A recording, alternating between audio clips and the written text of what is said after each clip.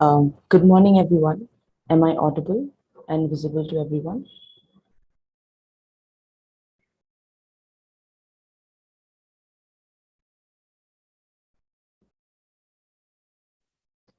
Yes, you are audible.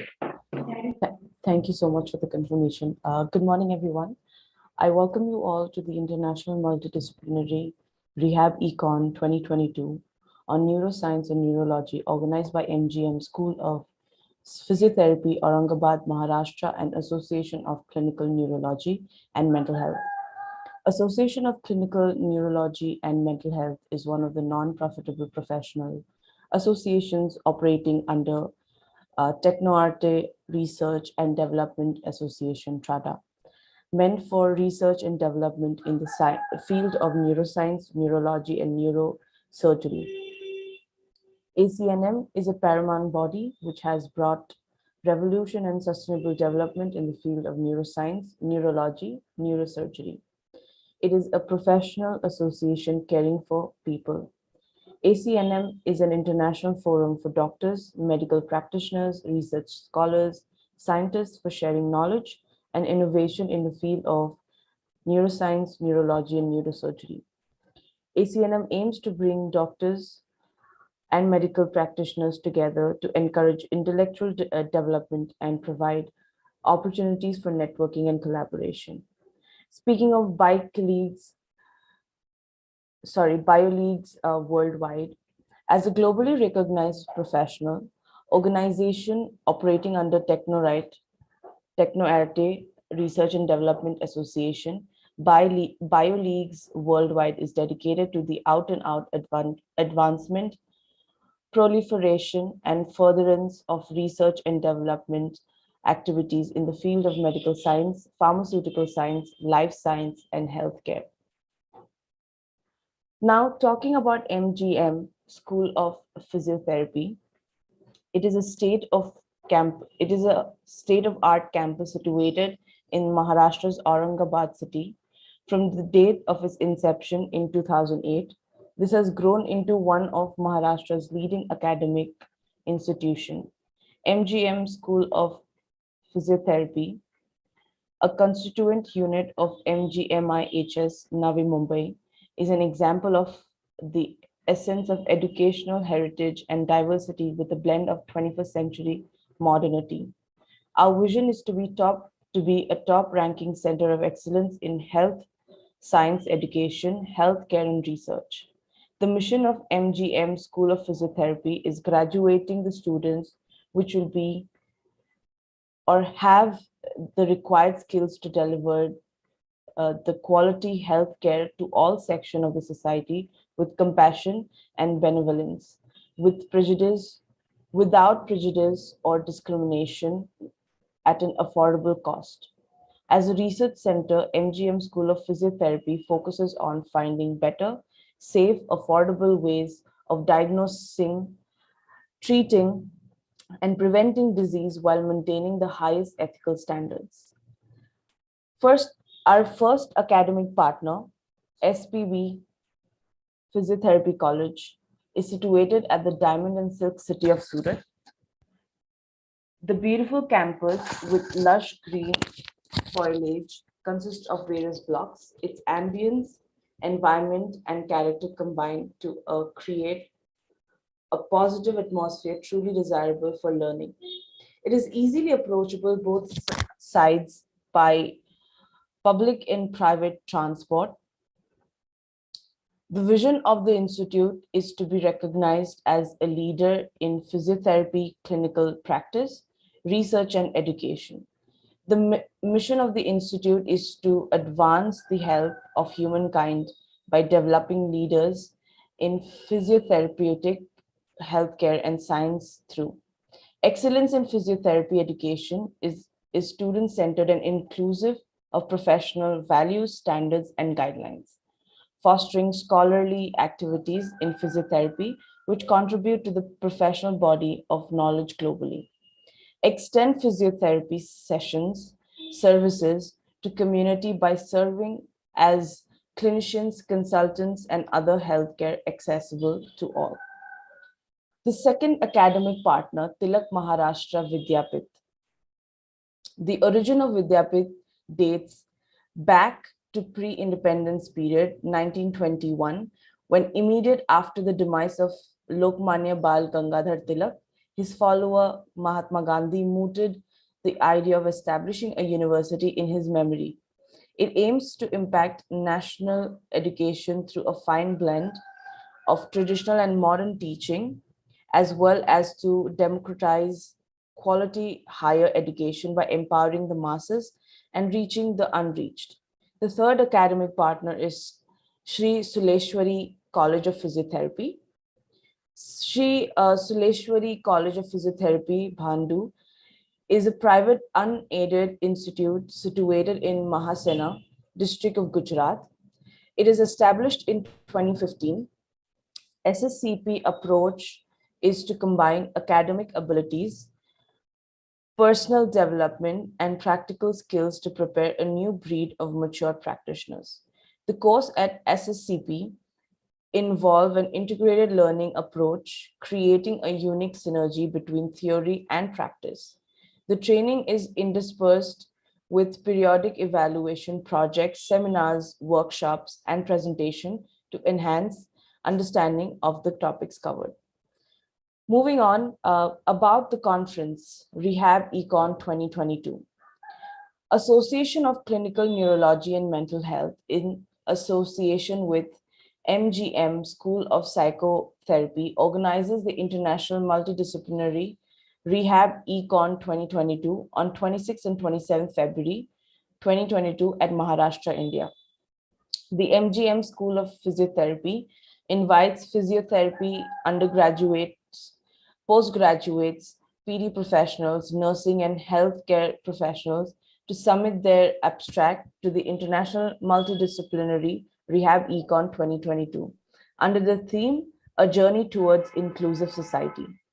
The conference theme offers including people with disabilities in everyday activities and encouraging them to have roles like their peers who do not have a disability. Now, I would like to welcome all our honorable dignitaries. First up, Dr. P.M. Jadhav, Honorable Vice Chairman, MGM Trust, India.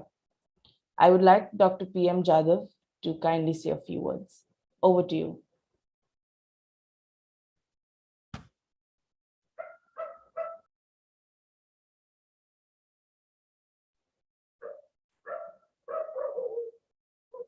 Dr. P.M. Jadhav, sir.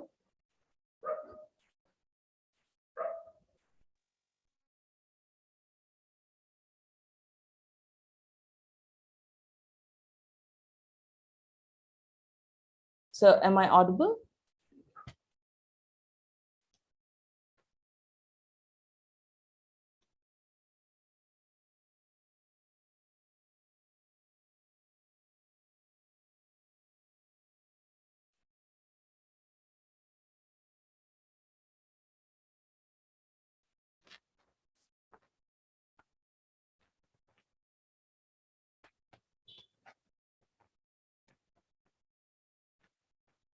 Dr. P.M. Jadhav, so are you on the meeting?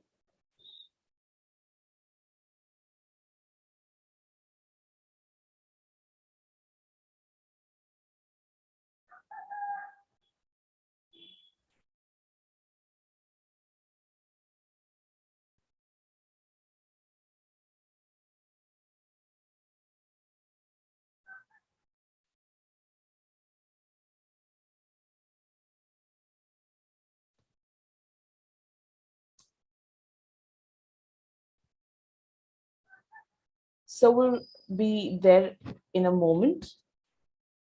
Now I would like to invite Mrs. Prerna Dalvi, Administrator, Deputy Registrar, MGM University, India.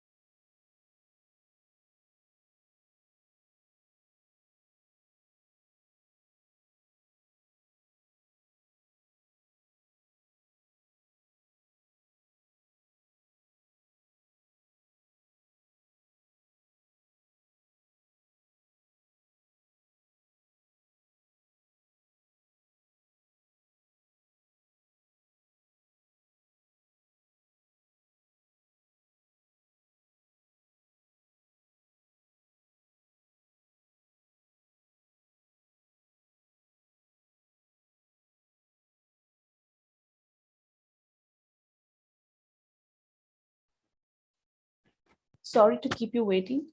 There was a slight technical glitch. Now we'll be playing an inauguration video, after which our honorable dignitaries will give away their speech. Enjoy.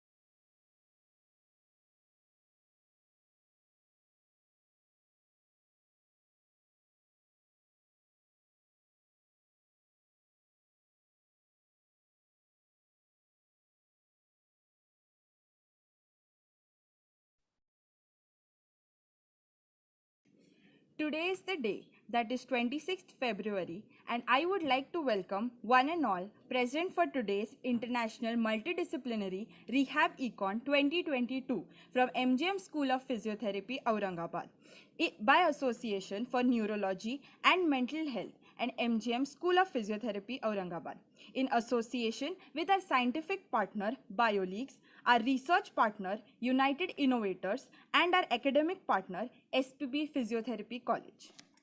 I request respected Administrative Head of MGM School of Physiotherapy, Prerna Darvi Ma'am, and Principal of MGM School of Physiotherapy, Aurangabad, Dr. Rinkle Malani Ma'am, along with all other faculties of MGM School of Physiotherapy, to please join the inauguration ceremony of International Multidisciplinary Rehab Econ 2022 by Association of Neurology and Mental Health and MGM School of Physiotherapy, Aurangabad, to please cut the ribbon.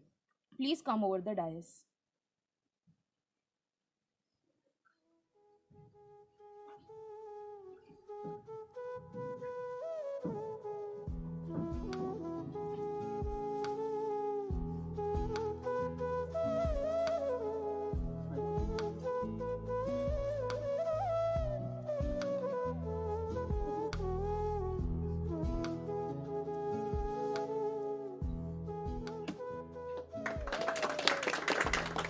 Now I request respected Darvi ma'am and Dr. Rinkle ma'am along with other faculties to please ignite the lamp.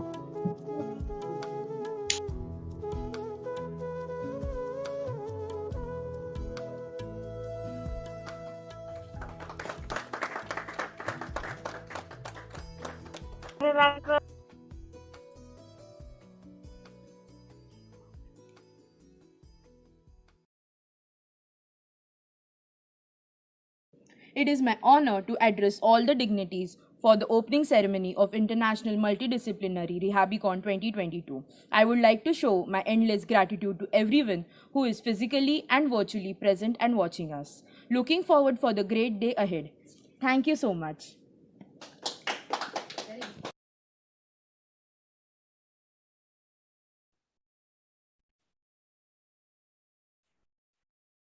So moving on, we now have Dr. P.M. Jadhav, Honorable Vice Chairman, MGM Trust India, to say a few words. Over to you, sir.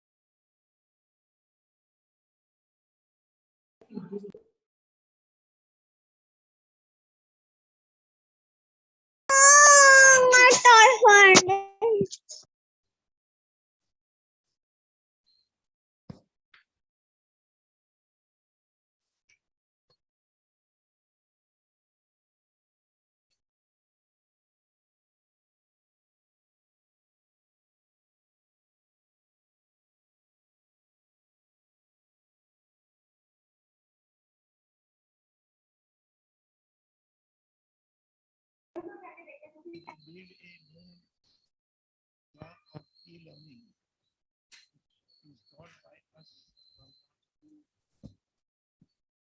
by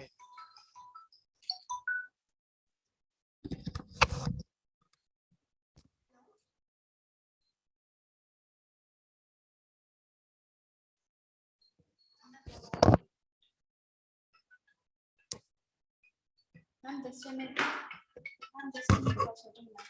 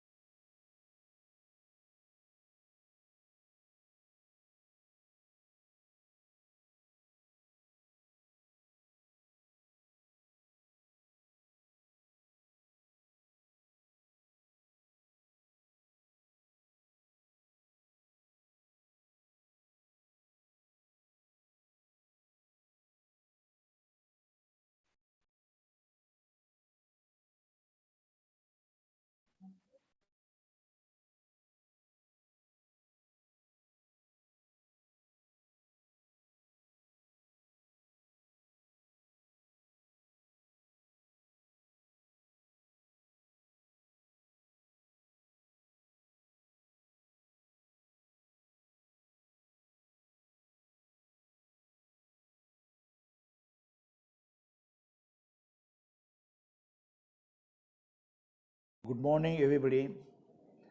It is my privilege to be with you and to participate in terms of giving my message to your e-rehabilitation conference of 2022.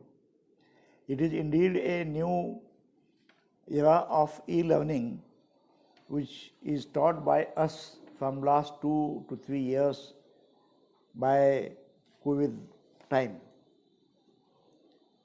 This conference, a lot of people are going to participate in it nationally and internationally. This e-conferences is of multidisciplinary, which deals with all sort of diseases and rehabilitations and physiotherapy treatment for all the diseases. In these conferences, a lot of deliberation is going to be held. A lot of scientists are going to put up their new methodologies, innovative ideas, and the new methods which they have invented and practicing in their practice.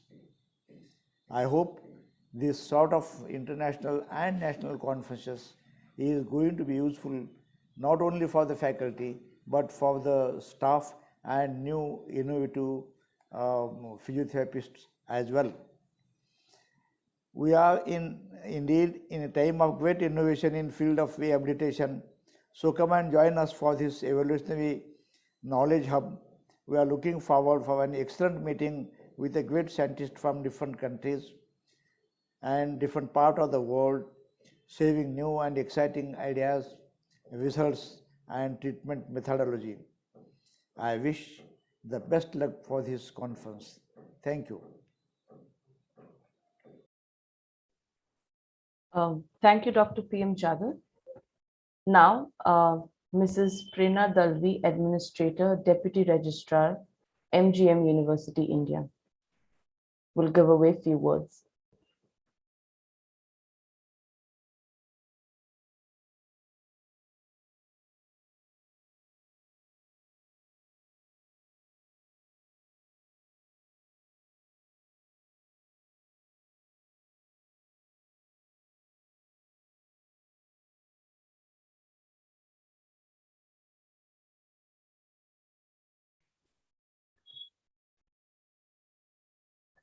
Now, Mrs. Prerna Dalvi, Administrator, Deputy Registrar, MGM University, India, will give away a few words.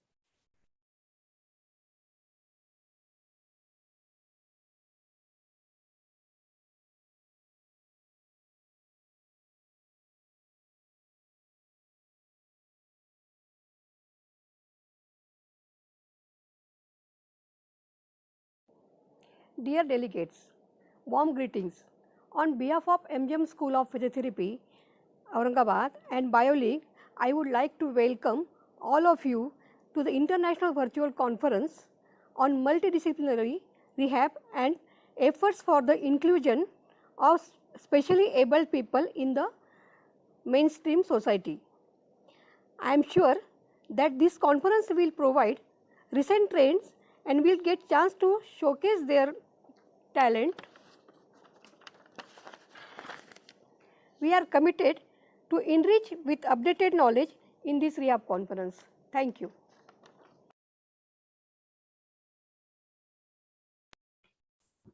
Thank you, Mrs. Prerna Dalvi. Now we have Dr. Rinkle Malani, Principal, MGM School of Psychotherapy. My apologies, MGM School of Physiotherapy, India.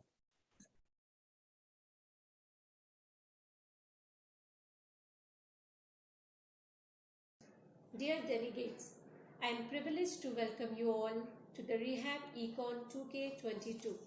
The major outcomes that we are expecting from this conference is national and international framework towards inclusive society.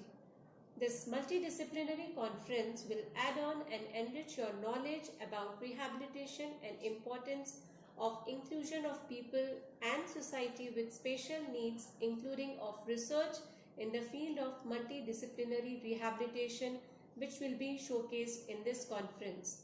This conference will be for 2 days, that is 26th and 27th of February 2022, and the scientific sessions by keynote speakers will start by 9:30 am onwards.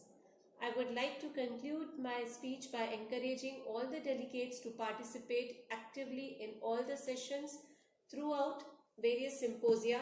I wish everyone a successful and fruitful conference. Thank you. Thank you, Dr. Wrinkle Malani.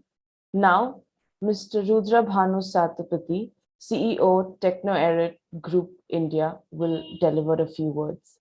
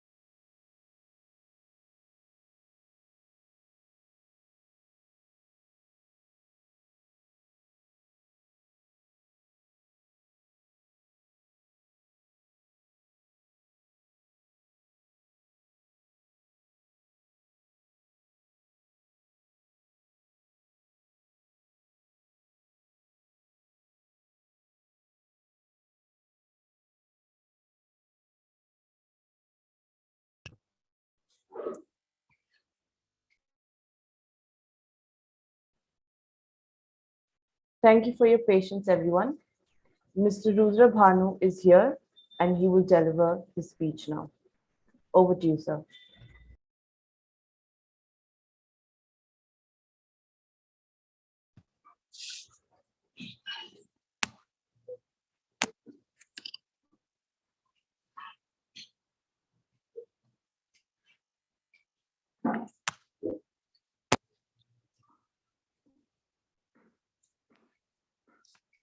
So very good morning, everyone, all researchers and delegates and esteemed physiotherapists for this International Multidisciplinary Rehab Conference. Thank you everyone for your patience and your valuable time to be a part of this conference. When we speak about this conference, something comes to mind because the theme of the conference speaks about inclusive society. When we speak of inclusive society, let's go back to the Human Rights Convention meeting of 50th anniversary organized by United Nations Organization, where an article was published jointly by International Disability Association, as well as World Blind Union, as well as International Deaf Federation. So it says that disabled people are still frequently lived in deplorable conditions owing to the presence of physical and social barriers, which prevents their integration with full participations in community. Millions of children and adults are segregated and deprived of rights of living and effective life. At this point of time, as responsible organization, MGM College of Physiotherapy, in collaboration with Association of Clinical Neurosciences and Mental Health, and jointly organized in academic partnership of SBP College of Physiotherapy, as well as leading colleges like Lokmanya Tilak College of Physiotherapy and Sri Shuleshwari College of Physiotherapy, are jointly organizing this conference. I feel privileged, obliged, overwhelmed, and also estimated that this conference is going to create an immense impact in scientific community through presentations. We have finest speakers all across the globe, esteemed delegates attending this conference. We have more than 300 plus participations today and valuable presentations of more than 200 valuable presentations. My extreme gratitude to Honorable Dr. P.M. Jadhav, Honorable Vice Chairman, MGM Trust of India, Mrs. Prerna Dalbi, Administrative and Deputy Registrars of MGM University of India, my most respected Dr. Rinkle Malani, Principal, MGM College of Physiotherapy, and everyone, all the organizing committee members, organizing secretaries, organizing scientific committees, all the committees, delegates, speakers for your valuable support to make this conference productive. We are rapidly collaborating with universities, colleges, and educational institutions to create a collaborative environment, create a joint forum where integrated research could be possible.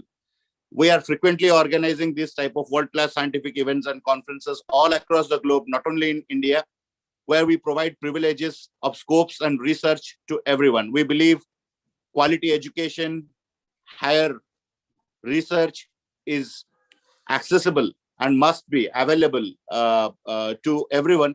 And with that point of time, we have been bridging all across the globe. We are creating an integrated forum, integrated community of researchers, integrated platform for all universities, educational institutions in field of rehabilitations, and making them thus potential towards inclined researchers. We are doing capacity building where we are encouraging the students, faculties, and young researchers to come to know the real scopes of research, to find a proper journal, the ethics of research, the methodology in which we must move ahead, where the ideas and innovations could be present in a proper way.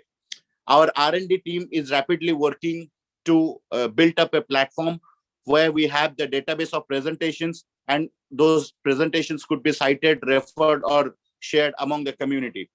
The third objective is to create an integrated community for better knowledge sharing, which we have been doing. So we are establishing institutional chapters, faculty chapters, student chapters all across the globe. And we believe international experts and speakers in connection with Association of Clinical Neurology and Mental Health will be delivering their lectures and expertise in all developing countries of globe, thus making world a potential environment for advanced research. I wish everyone all the best for this conference. I believe this conference will be a fruitful event for all of us. Thank you very much. Wish you all the best. Thank you, Mr. Rudra. Now, I would like to welcome Dr. Shweta Parke, Professor and Principal, Lokmanya Tilak College of Physiotherapy, India, to give away a few words.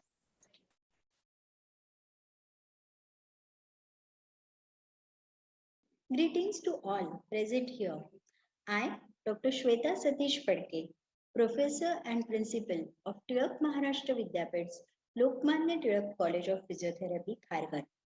It's a pleasure to welcome you all as an academic partner for International Multidisciplinary Rehab Econ, a signature event of the year 2022. The theme for 2022 is a journey towards inclusive society, and I look forward to learning the latest research and policies on this topic to enhance our horizon.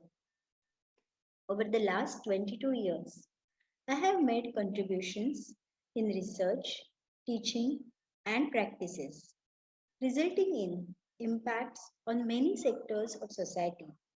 At this conference, let us celebrate what we as a professional community have achieved.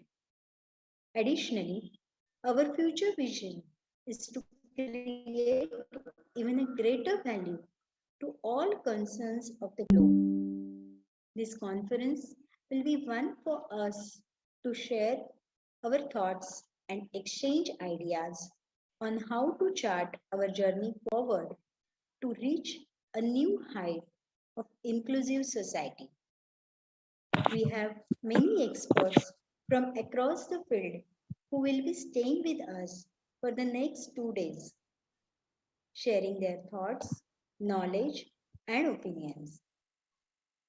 We are grateful being academic partner, and we like to extend our gratitude towards Association for Clinical Neurology and Mental Health, the head of the organizing committee, the member of organizing committee, and all volunteers who have arranged such a beautiful program.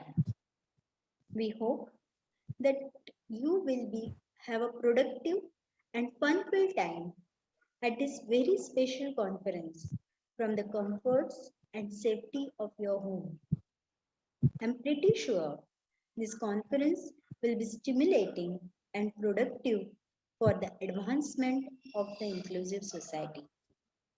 I would like to conclude my speech by encouraging the delegates to participate with an increasing number in all the activities and discussions through the digital platform for the next 2 days. I wish everyone a successful, safe, and fruitful.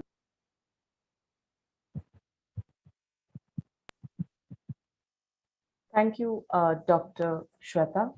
Now, I would like to invite the guest speaker, Dr. Fayas Rahman Khan, Faculty of Medical Rehabilitation Science, Department of Physical Therapy, King Abdulaziz University, Saudi Arabia, to give away a few words.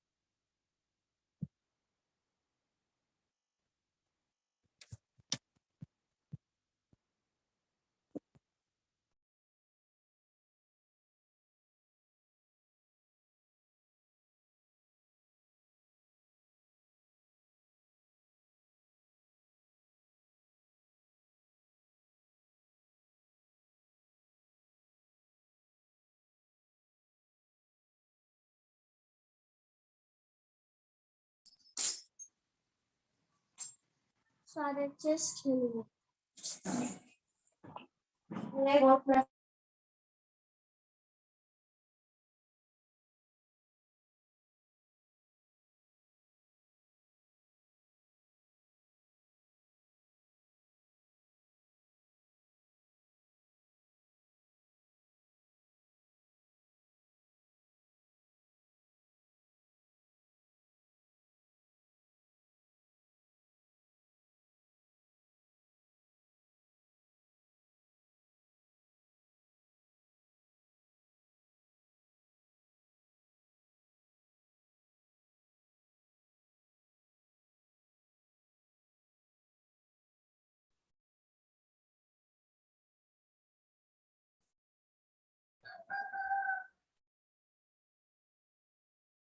Thank you for your patience. Now I would like to call our guest speaker, Dr. Fayaz Rahman Khan, Faculty of Medical Rehabilitation Science, Department of Physical Therapy, King Abdullah Aziz University, Saudi Arabia, to give away a few words. Over to you, sir.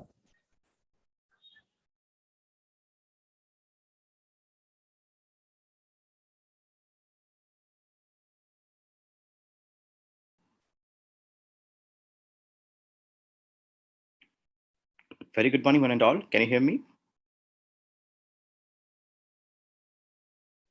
Yes, sir, you're audible. Okay. So we can start. Yes, sir, you may proceed. Okay. Good morning to all. Hope all of the audience are from the field of rehabilitation. So I'll just giving a glimpse of knowledge regarding the prediction of recovery using the artificial intelligence. As you know, artificial intelligence and machine learning is an upcoming trend in the field of science and also medical sciences. Well, in the coming few years, the AI and ML technology will take up few of the things from the medical science. And one of the first fields to get affected is the radiological field for the investigations. However, we may also have to just move with the wave. Well, have to know about what is AI and its use in rehabilitation. So I'll be just giving just a brief knowledge about that. Well, what can be useful is recovery of functions. I think most of you are from the field of neurorehabilitation. So recovery of function after any neurological insults like stroke or brain injury or spinal cord injury. So if we can predict the outcome, we can very well design or we can plan and set a goal for the treatment. So there are different studies in the last years concerning about recovery prediction. And most of the studies, the prediction accuracy ranges from 60 to 90%. And so one of the systematic reviews, meta-analysis done 10 years back, because there was no systematic reviews of meta-analysis in the last 10 years. So the most recent one on this area was that recovery of prediction, because my talk will be mostly focusing on stroke rehabilitation. The recovery of prediction after stroke insult mostly depends upon the initial severity of this condition. Well, there are different other studies done by Nejdan et al., which is one of the most quoted studies in the field of recovery prediction. That's very simple formula like the finger extension and shoulder abduction, what's called SAFE, SAFE score. The shoulder abduction and finger extension, they take the muscle power of these two movements, and we can predict the recovery after 3 months, how much the patient can recover with along these two parameters. And this another one more study by the great Quackel. He is a very renowned neurorehab specialist and researcher from the University of VU in Amsterdam. So they have also come with a model of creating how well we can predict the recovery of a patient after stroke. So just going back into the just basics of the prediction parameters or prediction tools we can use. Initially, the basic conventional method of prediction is if you are a PG student, might be knowing what is logistic regression. In logistic regression, we use different models to predict a particular outcome. So this is the most conventional method, and you can say the basic thing of a machine learning tool. Well, in the recent time, there was emergence of artificial intelligence and machine learning. So you'll be wondering what is artificial intelligence. Maybe you have heard this term of AI in different different platforms. The social media platforms like the YouTube, Facebook, all these, they use AI. When you search as something in a YouTube, mostly in the side pane of the YouTube, you will find the videos which you like to see, right? That's because the different search strategies, or even Google, when you search something, it comes like searching things which you like. So they utilize the AI technology, like they monitor your different clicks and they make a model, and whenever you search for anything, you will get something like a shoes or dress which you always search. So this is a basic thing how I can explain AI about.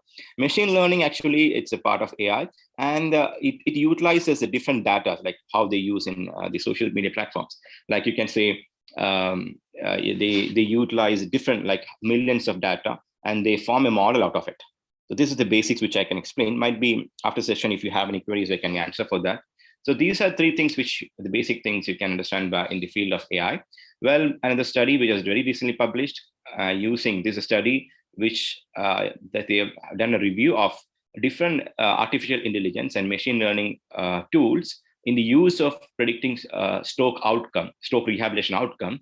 And you can see, maybe you don't understand all the terms, but still there are different types of AI technologies or tools they use to predict. Out of that, the most commonly used one is ANN. It is the artificial neural networks. And we can also see CART, the classification and regression tree. So these are different tools. You don't want to understand much deep into it. I just mentioned about it. Yes, I mentioned ANN, the artificial neural network. It's most commonly used AI platform or ML algorithm. And yeah, so if you see this review, which was published in, which is not yet published on the press, on press, different studies which has done in last years on the prediction of outcome after any insult on traumatic brain injury, stroke, Parkinson's disease, and spinal cord injuries. You can see different studies published in last years on the prediction model. It doesn't mean that all these studies use the AI, but these are studies which was working on the prediction models. You can see all the studies which are done last few years. Well, this is another article which shows in a brief outline of different studies using AI and machine learning algorithms to predict the outcome of spinal cord injuries subjects, spinal cord injury, how they're working on the after surgery or before conventional methods, conservative management. So these were different studies worked on it. I'm not going detail into each study by study. Well, I just wanted to show that there are studies being done on the prediction of models using AI and ML. Well, in the recent times, which I just want to focus on one study which I liked a lot, which is working on a decision tree. The AI works in two methods, as I mentioned before, like this decision tree method, and another one is using large data. Say, like decision tree means, I'll show this model here, then you can understand better. This is one of study done by a team led by Kathy Steiner from the University of Auckland on the recovery prediction of upper limb recovery after stroke. And it has shown an accuracy of 75% after 3 months. And they have also predicted an outcome for the lower limb. It's called TIS formula, where it shows a 95% accuracy. And not going in detail in this model. So this is the decision tree methods. Like say, if a patient comes with after a stroke, like they have to assess the patient on within day 3. Like if he had stroke today, might be we can have to assess the patient within first 3 days. Then you can predict how much outcome or how much improvement he can have in 3 months. So on the right side of this flow chart, you can see excellent, good, limited, and poor. Well, these are the outcomes the patient can be expected with 75% accuracy, as I mentioned before in the last slide. 75% accuracy. How much outcome the patient can have? Predict the outcome after 3 months. So, what is the advantage? I'll show you next slide. So, this is like a decision tree. Like, safe. The patient has a safe score. Safe means I mentioned in the initial slides, like shoulder abduction and finger extension. Okay, if safe score is more than 5, like it is out of 10, right? 5 plus 5. If it's more than 5. Take the age. If the age is less than 80 years, the patient will have a very excellent recovery in 3 months. If the age is more than 80 years, age is a factor there. So age is more than 80 years, then just go back to safe score, check the safe score. If it's more than 8, so if the safe score is more than 8, of course, the patient will have an excellent recovery. If the patient is less than 8, score is less than 8, the patient will have good recovery. Okay, then if the patient as the safe score is less than 5, we have to check for the TMS, the transcranial magnetic stimulation. If the MEP is present, the patient will have good recovery. MEs is not present, then check the NIHSS score. You know that, right? The National Institute of Health Stroke Scale, which is usually taken in the ICUs by the medical professionals. So that score is taken. And if it's less than 7, patient will have a limited recovery. If it's more than 7, it's poor recovery. So this working, like in flow chart, well, this is called the decision rule. Or the decision rule method, like if the patient has these symptoms, he will have this much of recovery. So this in like a decision tree mechanism, this works. Okay, so this is like a model created, or we work on a model. And another mechanism is that you have large data analysis. Like it's the the computer profession, they do that. So large data means you will have 100,000 or 100,000, might be there are some data with 5 million data. So you can utilize the data. Like they create a model, like if a patient, for example, if the patient having this much symptoms in MRI or this much outcomes in a fecal mass scale. So how much, if you put this data, enter into the system, might be they can give an outcome that, okay, this patient will have this much of recovery. In these 100,000 of data, one of the data will match with this patient's data which you're entering. So they make a model according to data which we enter. So this is the future of prediction recovery of any patient after stroke or traumatic brain injury or spinal cord injury. So what they use actually is that, if you see this, the table, you can see that, okay, if you have patient has, as I mentioned, this excellent recovery, the excellent is complete recovery. If the patient has incomplete recovery, the goal of rehabilitation is focused on task-specific training. However, in the contrary, if the patient having the poor recovery, it's non-recovery, patient have no recovery, then there's no rule of, to go for task-specific training, because patient will not have a recovery of the upper limb, even though a patient, if you work on a lot, but still what we have to focus on is compensatory strategies. Of course, I know that compensatory strategies are not encouraged in the field of rehabilitation, but if the patient, if you might have experience treating patients, when we treat for 1 or 2 years, still the patient don't recover with the upper limb. So we may have to focus on compensation strategies so that the patient can be independent after at least 3 months, so that he can do at least some work with the normal hand. So this is a strategy, if you have a patient, you can just predict the recovery after 3 months or 6 months. Well, you can set the goals for the treatment, so that you don't utilize, waste your efforts or waste your mechanisms for working on the patient. You can exactly plot the exact mechanism or exact treatment goal what you want, and don't waste on unnecessary efforts economically for the patient, and also manually for our efforts from our side. So this is the advantage of predicting the recovery after any neurological insult. Hope you understand at least a bit of it. And this is the second one for the lower limb, the same team led by the Kathy Steiner, but it was very simple formula. Like, it has a 90% accuracy. That means if you are predicting 100 patients, you will the 90% of the patients, 90 patients will have accuracy in this formula. They're working on the trunk control test. Pre-CT trunk control test is a test which is utilized. It is out of 100. It is this test utilized and used to test the performance of trunk. Of course, in different studies, they have quoted that the trunk is a best predictor for balance and walking. Okay, well, if the trunk control test is more than 40 in the first 1 week, so they are using the formula within 1 week, the patient will be independently walking at 6 weeks. If the patient has a trunk control test like less than 40, then check the hip extension power. If it's more than 3, the patient will walk independently in 12 weeks. And if it's less than 3, the patient will be dependent mostly in the coming 3 months. So this is another formula for the lower limb recovery.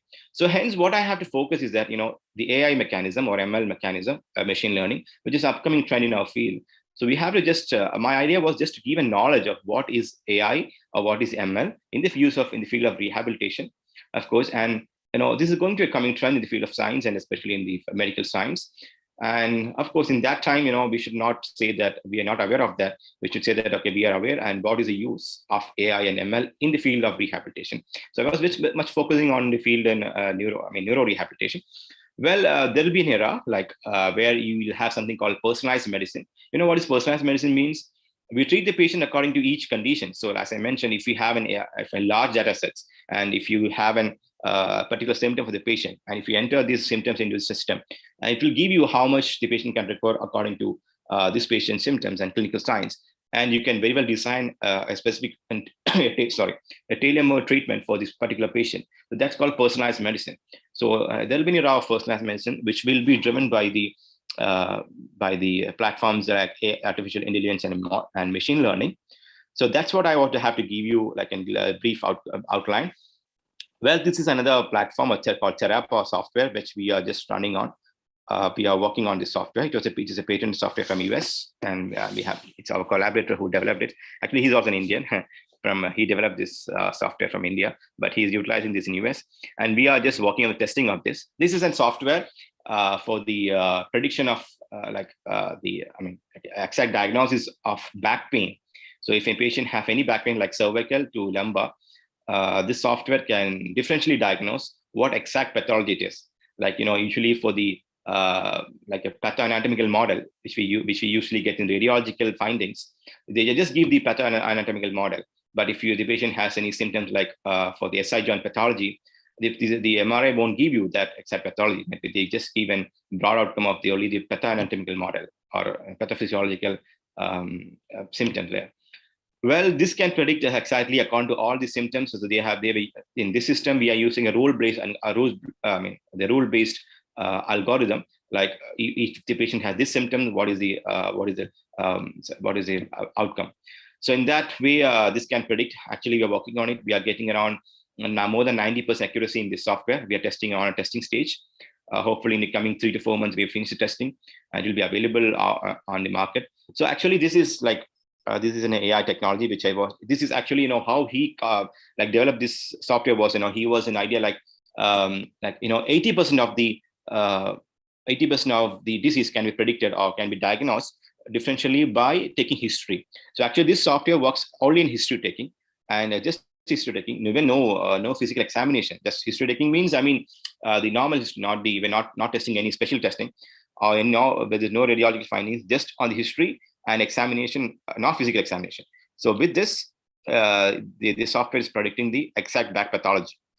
So this I have just to give a brief outline of what is AI, artificial intelligence, what is machine learning, and how it is used in the field of rehabilitation, and what are the possibilities of doing it.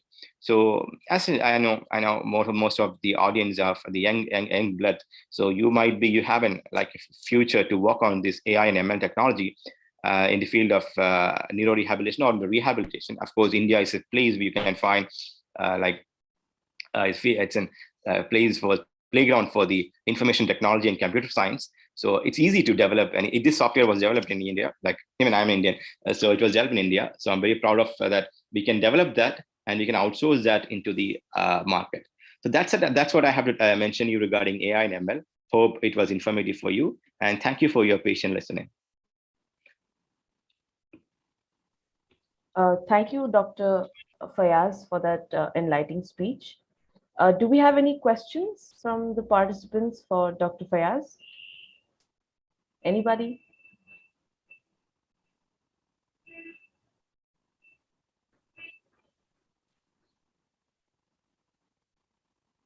If you have any queries, you can just put out, I can answer for that.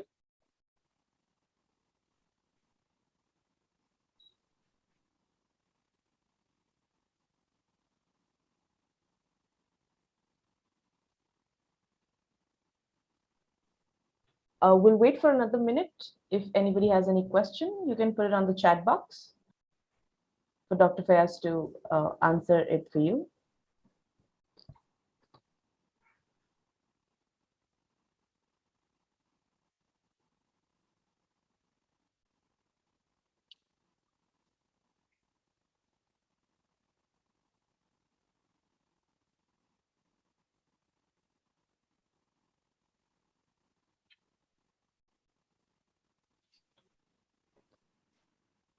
I think, Dr. Fayaz, it was a very well explained presentation. I think that is why we don't have questions for you.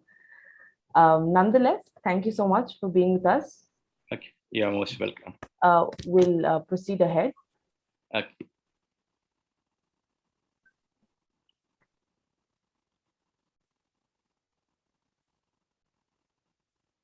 We'll be releasing souvenirs for the session today. So now we welcome our eminent keynote speakers.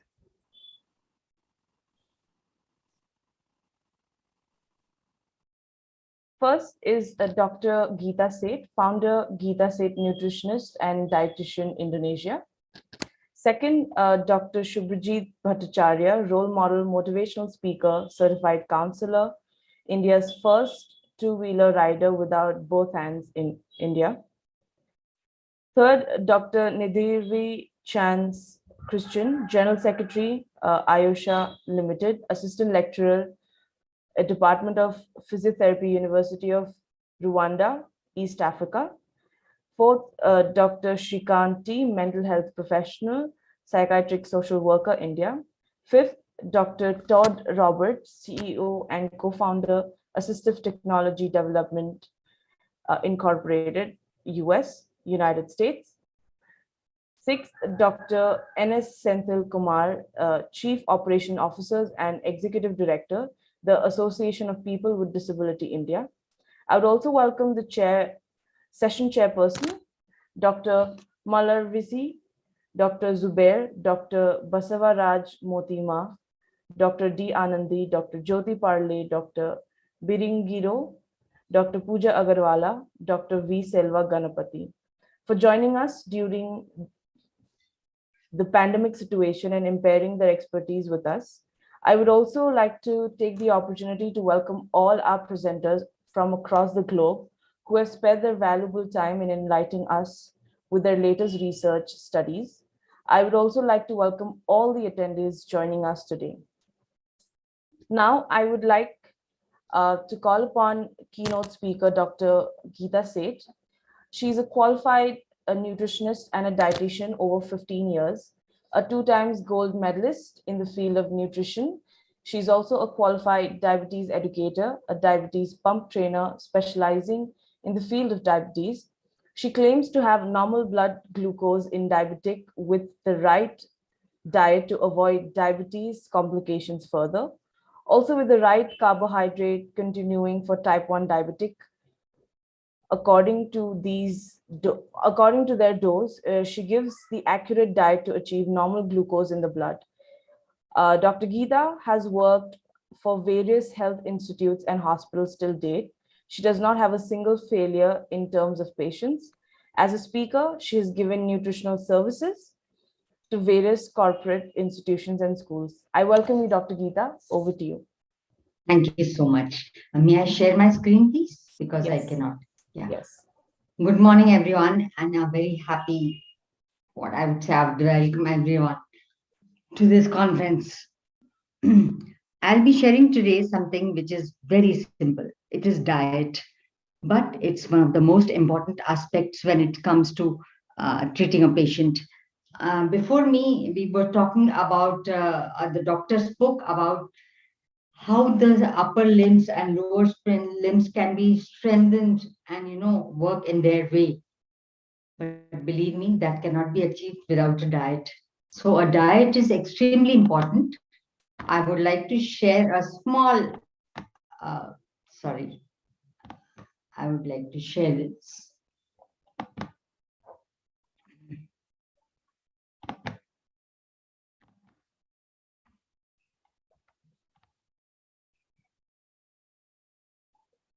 Just a minute, please. I'll just share this.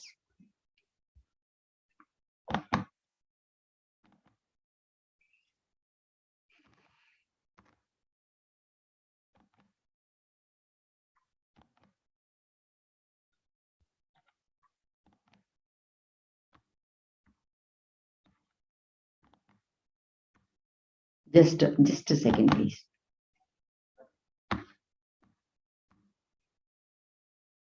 Can you see my screen, please? Yes, Dr. Geeta, we can see your screen. Okay, thank you.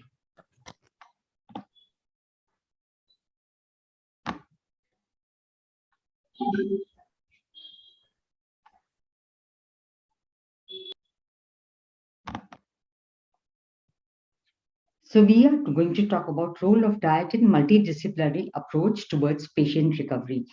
Now, this is extremely important that suppose, there's a patient and he wants to recover.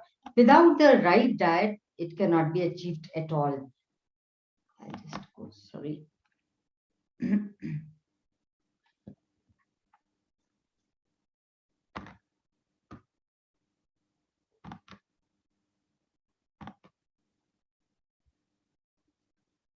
Just a second.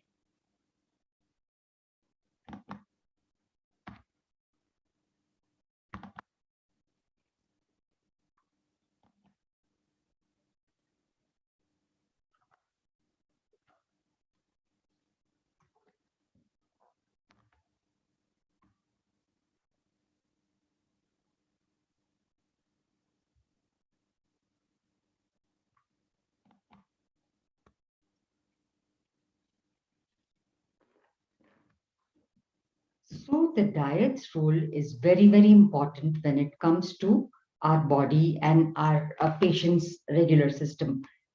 But you can, the screen is unable to share. Click to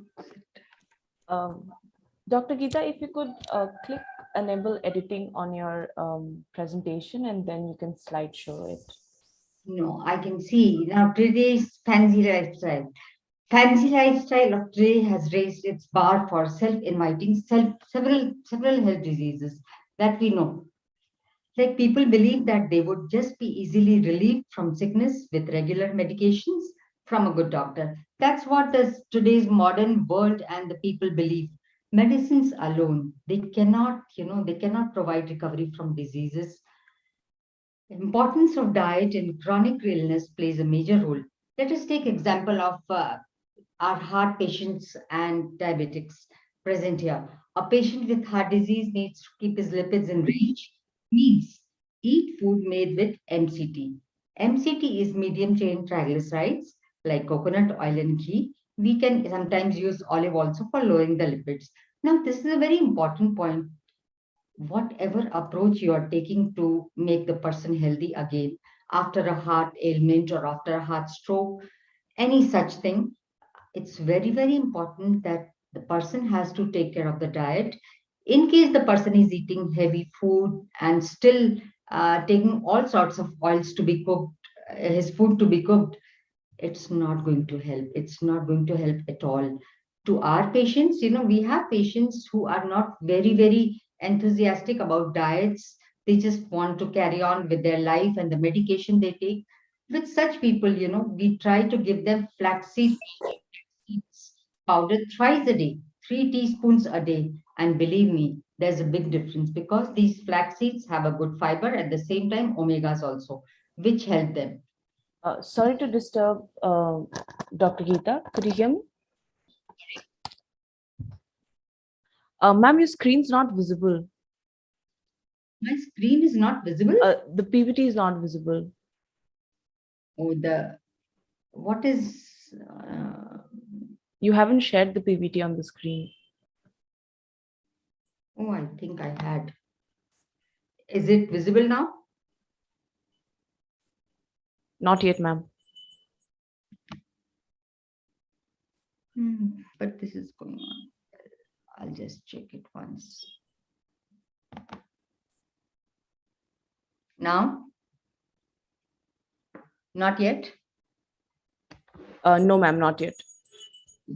Just a minute. I'll just see why it's...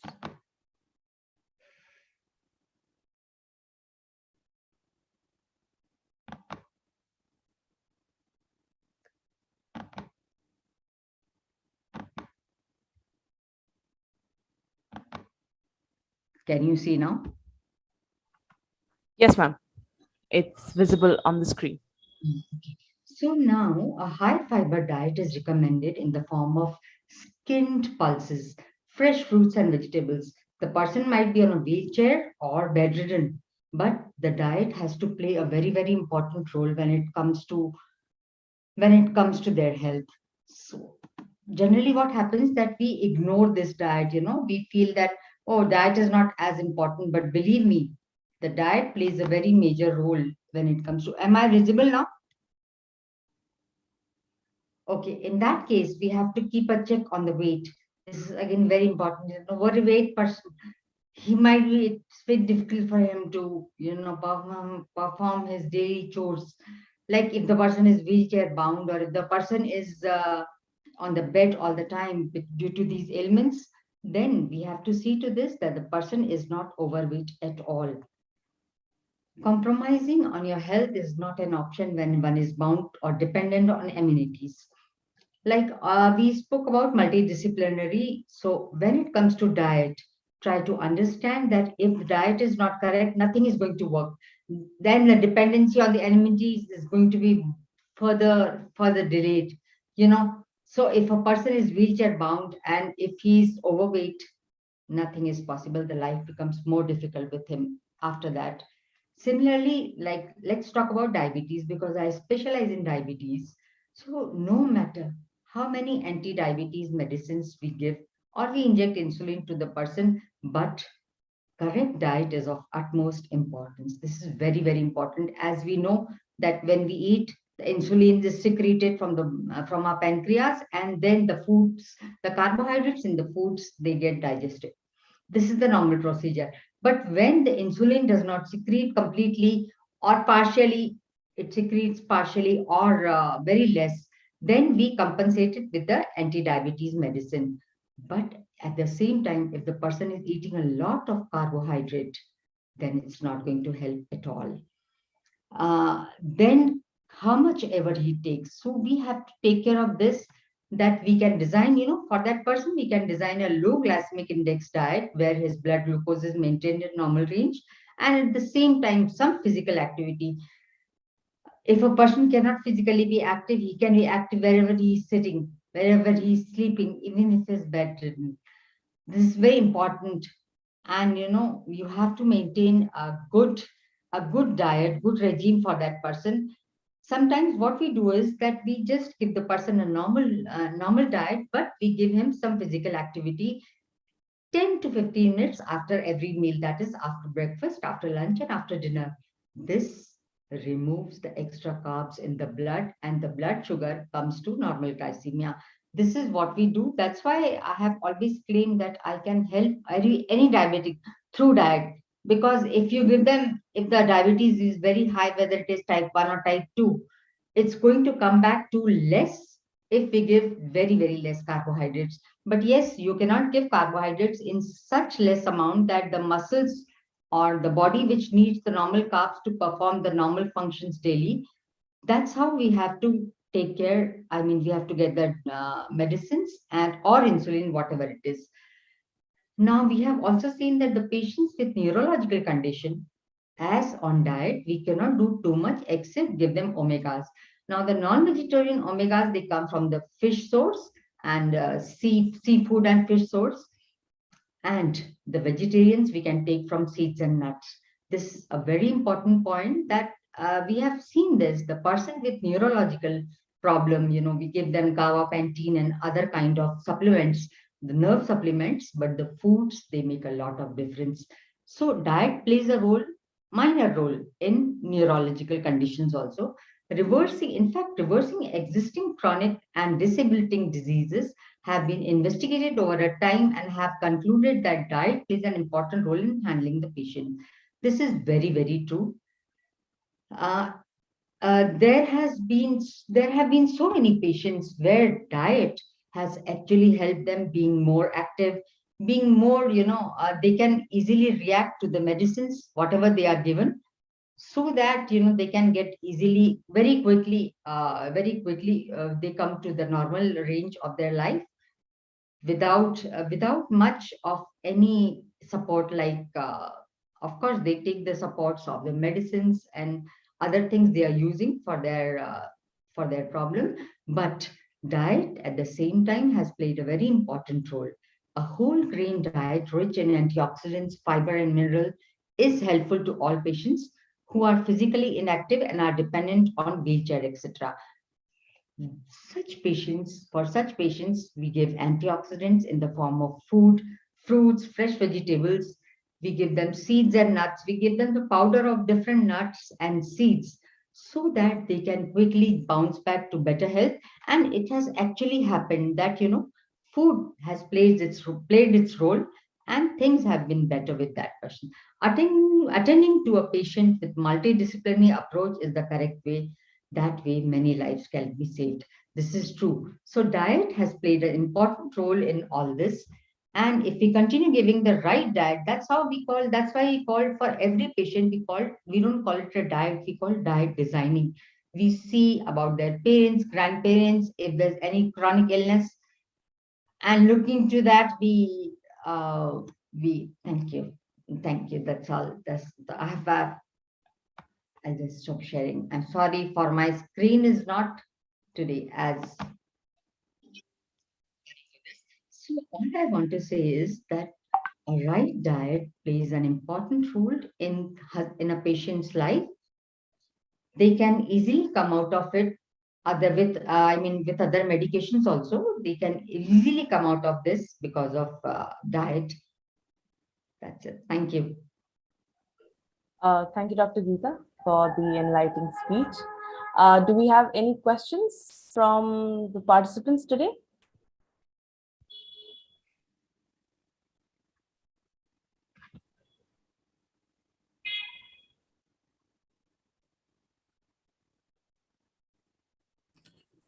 I have one questions from Yeah. Dr. Geeta.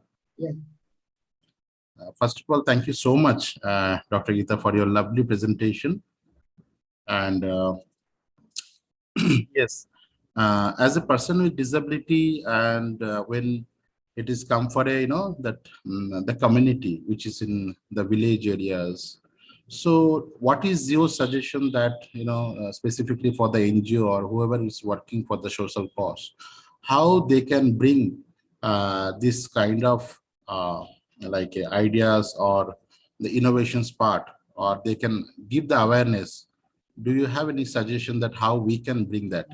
Yes, doctor, you're very right that they need to be more aware of the diet part. Recently, I have been connected with the NGO here in Indonesia, Jakarta, and they are all malnourished, the children there. So we have distributed peanut powder along with some sugar or jaggery, because these young children, they need, and it has made a lot of difference. Yes, we have to create this awareness. Without creating awareness, no doubt that these villagers, they are quite dependent on green vegetables. And a very important thing, that is moringa is a superfood now. So moringa trees are easily available in the villages.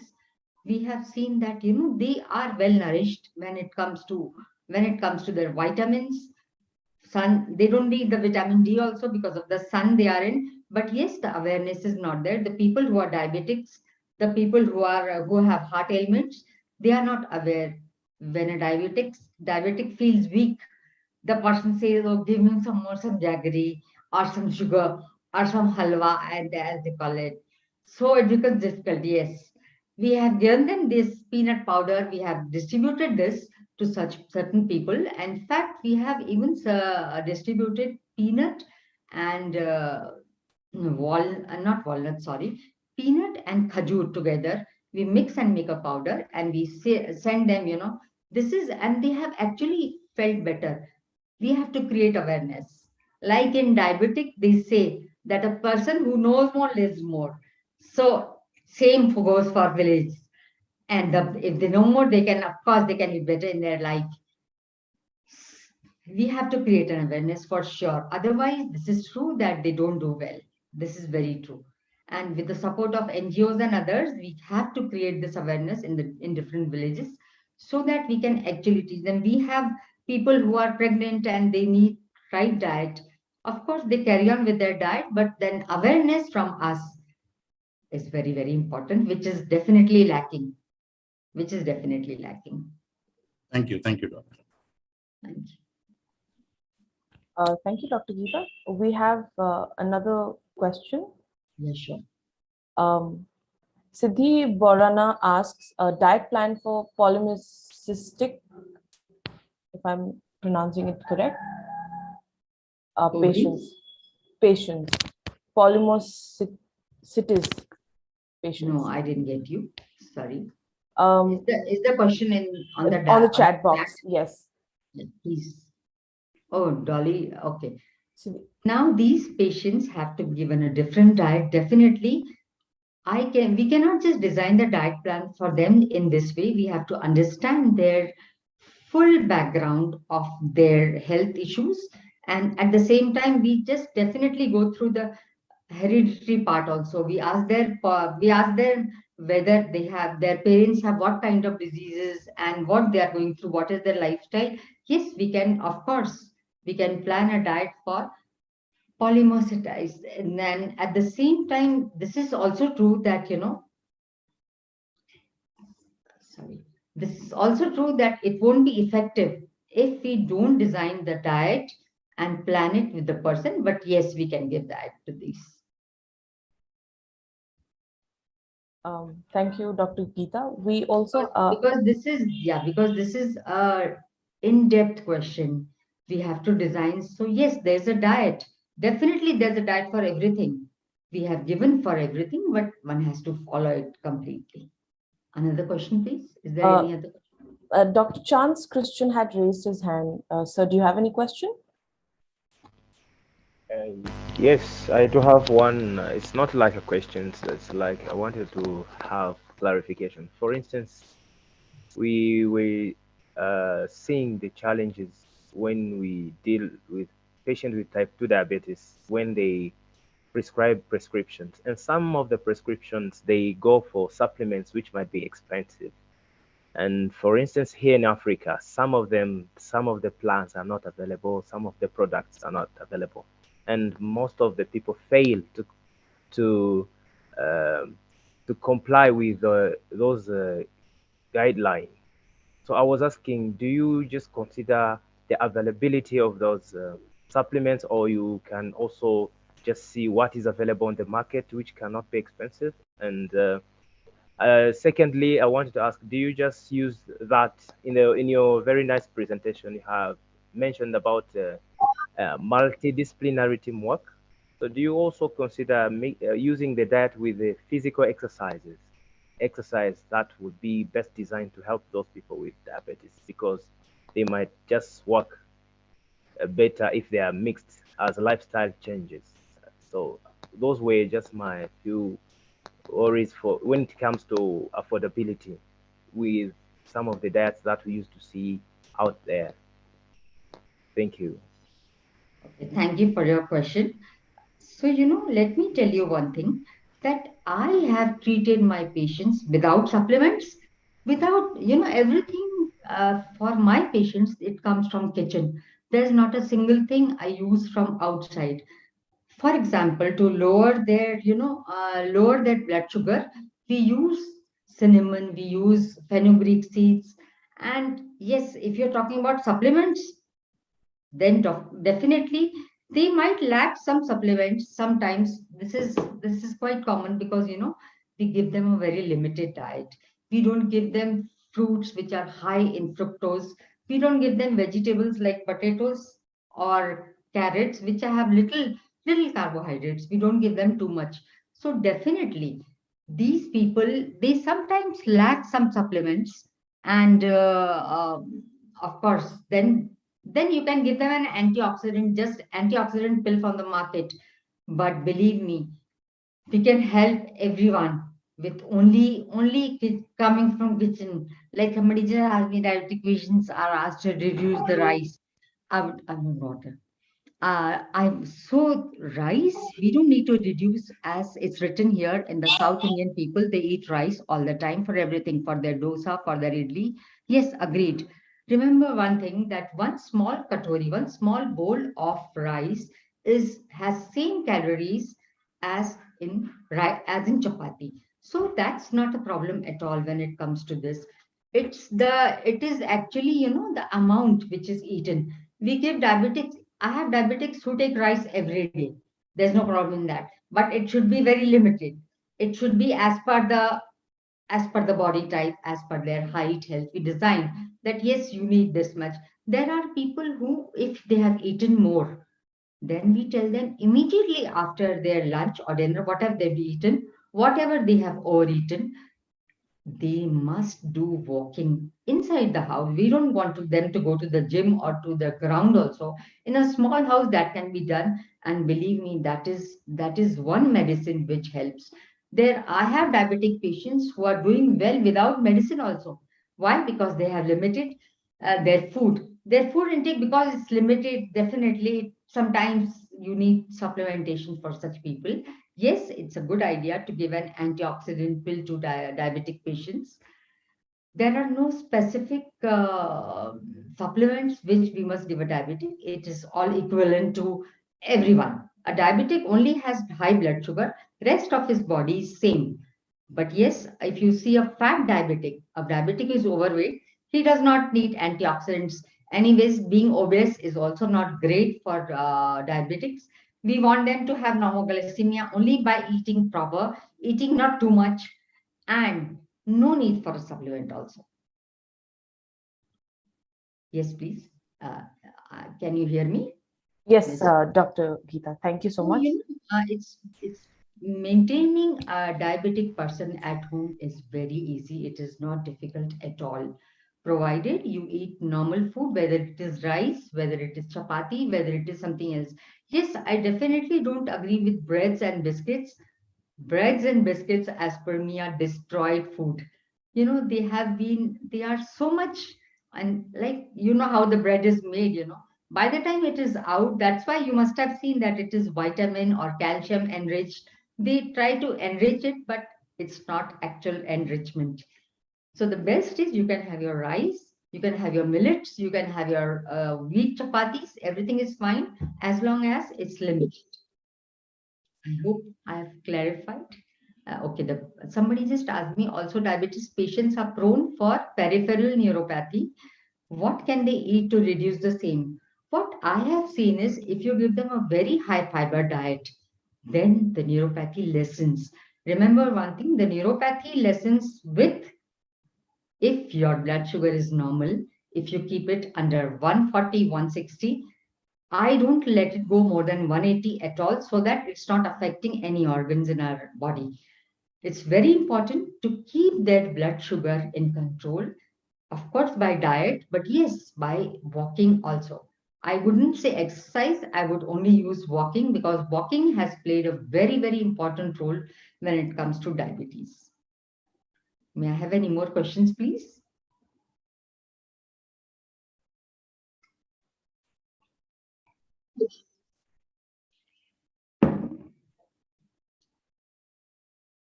Thank you so much. If there are no questions, thank you, Dr. Geeta. I would request everyone to switch on their cameras so we can have a group photograph.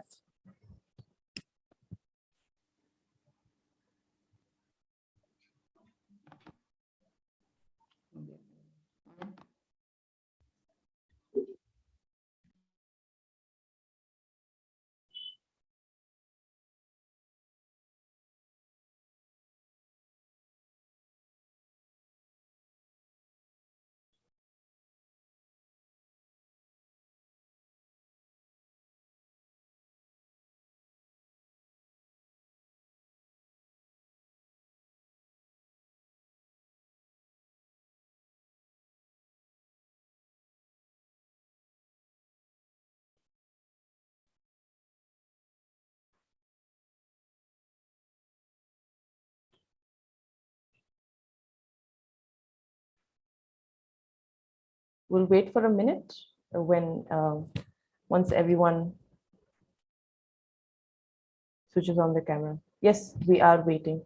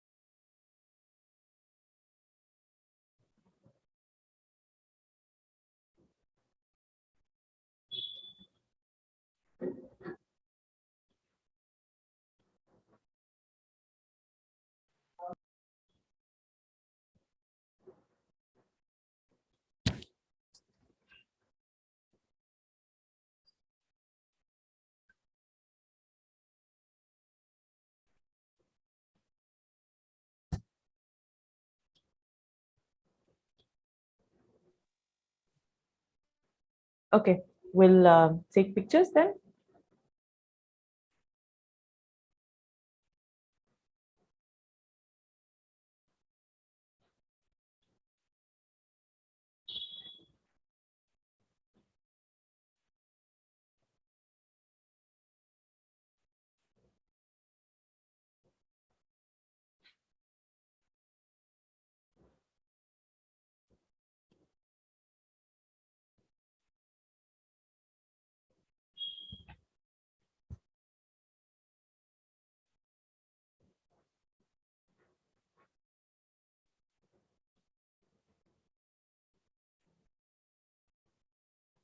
Give me a minute.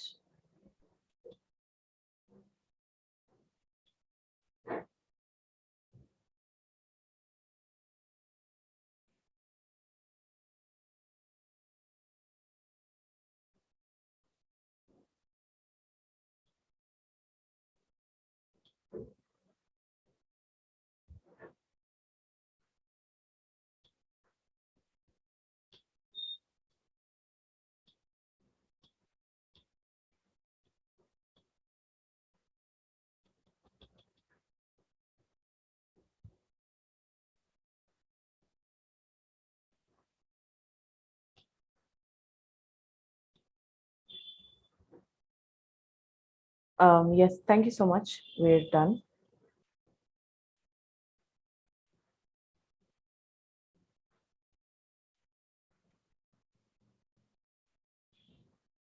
Thank you, Dr. Geeta. Now I would like to call Dr. Shubhajit Bhattacharya. He's a role model and motivational speaker too. He's a certified counselor. He's India's first two-wheeler rider without both hands.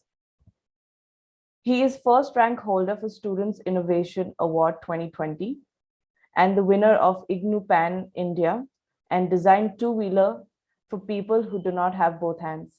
We welcome you, sir.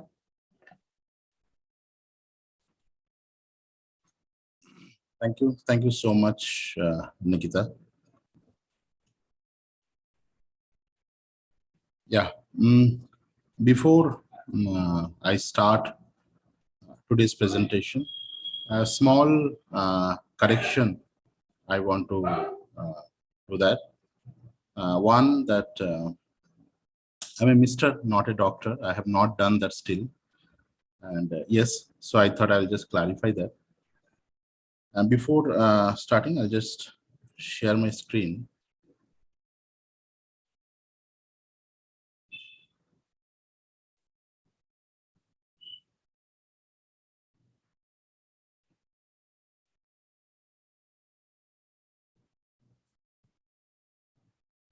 Is it visible, my screen? Yes, sir. Yes, okay. Sir. Yeah. So, very interesting topic that you have taken, a journey towards inclusive society. And I'm a person with disability. And as a person with disability, it is every day and every step we face the challenges in our society only. So I thought that someone has to come forward and take the initiative to change our society's mindset. So I'm Shubhajit Bhattacharya, a motivation speaker, a social worker, role model for youth. I'm a certified counselor, member of Institution Innovation Council from NCID. A couple of achievements which you can see from the display. Nothing can stop you until you choose to be stopped. That is a very positive statement which we should always learn that. During childhood accident, I become a physically disabled, which some people call handicapped. My disability is permanent, and as per the government documentation, I'm a 100% person with disability. Honestly, I'm not agree with that documents that what the government doctors say, you are a physically disabled 100%. Because I am as much capable like a able body has. Yes, when I lost my both the limbs, I was scared, depressed, and I have learned again my life how to walk, how to run, how to do study again. It is again challenge because again, if something you have learned and again you have to erase everything and again you have to relearn, right? It is difficult for a person who don't have both hand and use public transportation. It is unsafety, challenging. I thought if I don't make the solution day by day, my challenges will be increased. Then I thought, let me think about it. So 2013, first I have done my bicycle. With that, I have done couple of travel process. But when I started my professional journey, I faced a lot of challenges. Then I started working on my two-wheeler. I have met a couple of technical people who are in the same field. I have wrote a mail to these companies who manufacture two-wheelers. But unfortunately, I have not received any response. I have one very good skill, I can say. If someone say no, take it as a challenge to replace it from no to yes. And I did it 2017. 2017, I have started designing my two-wheeler, and I took around 1 month to design my two-wheeler, and after that it was ready. And last 4 years, I have achieved a lot with my innovation.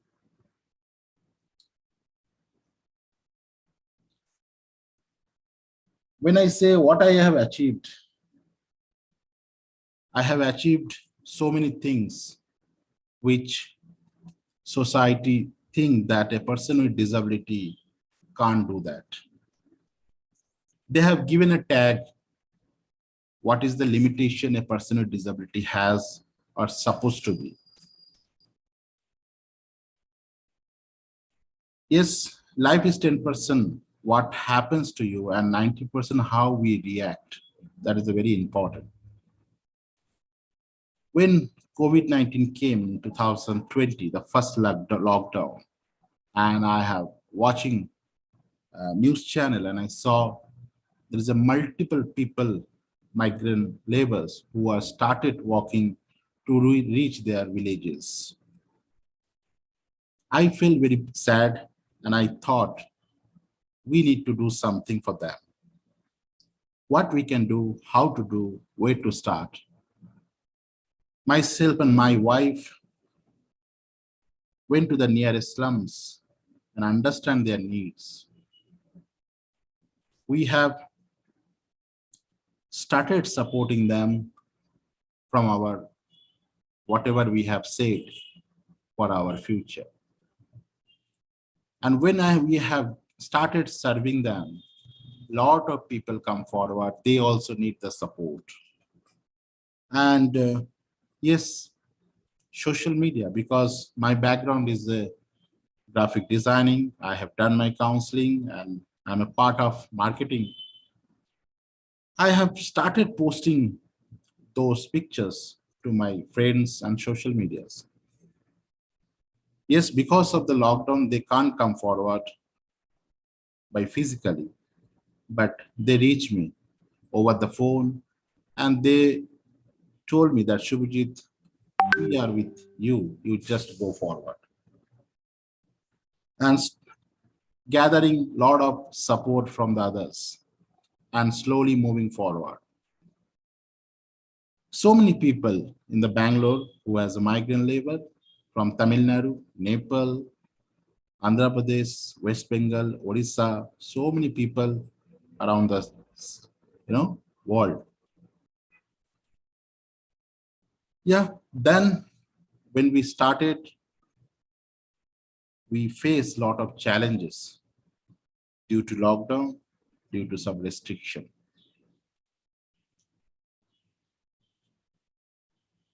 I have never watched the clock,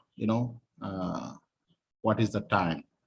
I just keep going how the watch actually run.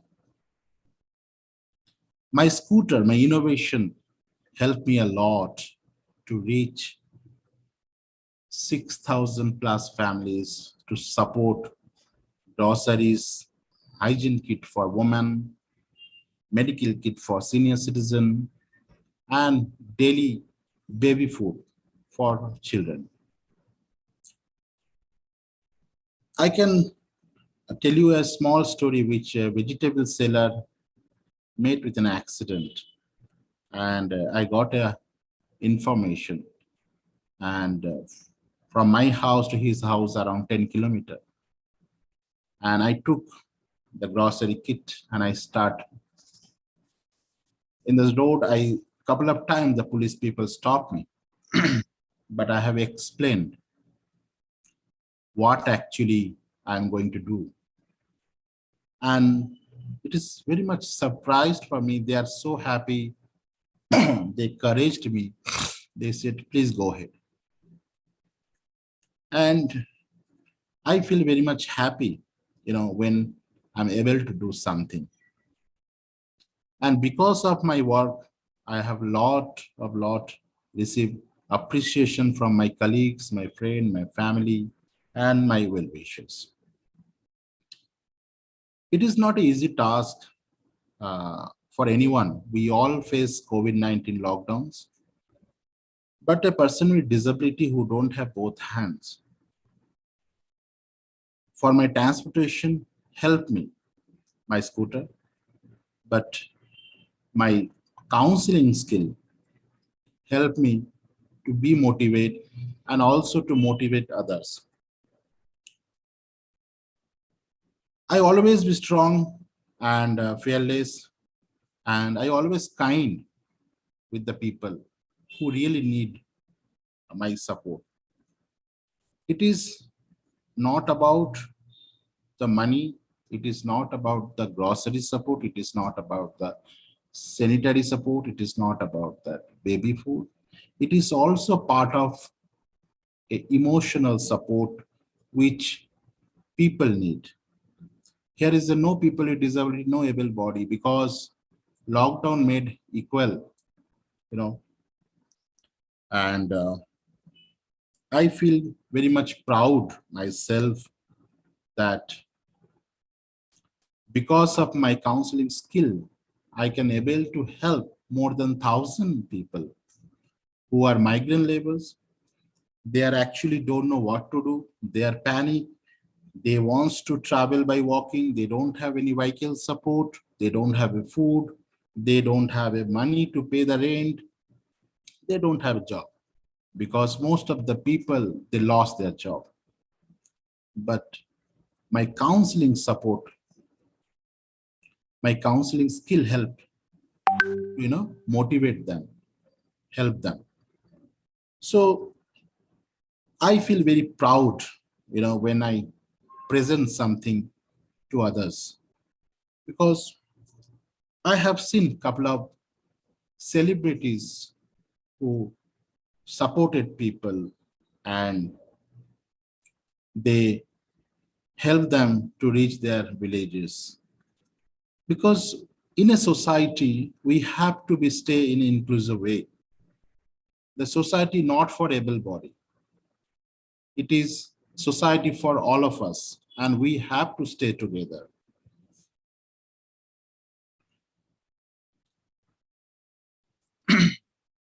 You may think that why I am presenting such incident, why I am promoting these stories about lockdown, my achievements. I have actually achieved 3 goals during pandemic, which I want to share with you. I changed the way society think about people with disability. It is always anywhere you go, that one concept going through in each and every mind, that people with disability means they always ask help. It is not a correct. It is not a correct. People with disability, if they get a chance, they are the equal responsible for the nation, equal responsible for the society, and equal capable to do whatever the other people do. That is the one thing that which I have achieved. A innovation which I have done 2017. You can say mobility aids, the innovation, whatever you call. It's helped me to reach hundreds and thousands people life, to help them through financially, through food, or emotional. So my innovation helped me during the pandemic, lot and lot people.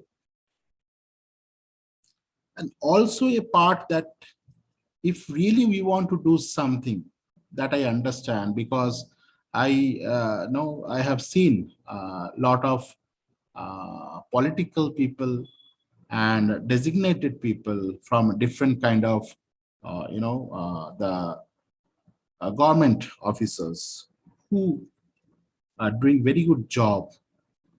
But the thing is that if really we want to do something, I think that we don't need any cap, or we don't need any designation.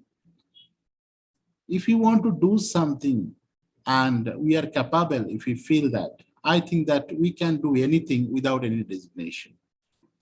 So that is the actually thing which I have learned during this pandemic. So these 3 actually, the goal, the achievement, which I felt, the first point I told you that, it's equal capable a person with disability. So that mindset, whatever way I have tried to change from the society, that people with disability, it is not always to, seeking help.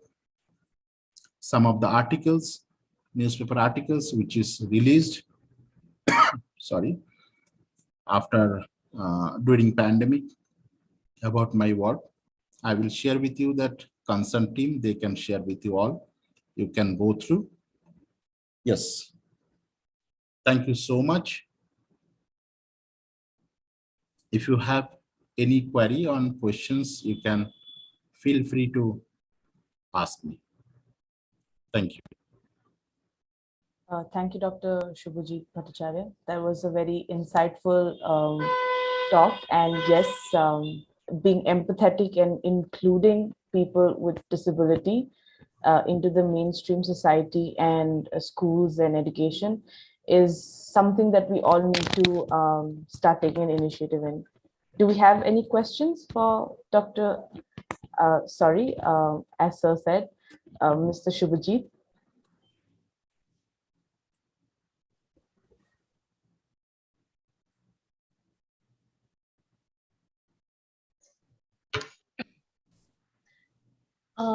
Greetings, Shubhajit sir. This is Dr. Pooja from MGM School of Physiotherapy. We are highly motivated and would like to have again few other sections in futures. Thank you for today's section.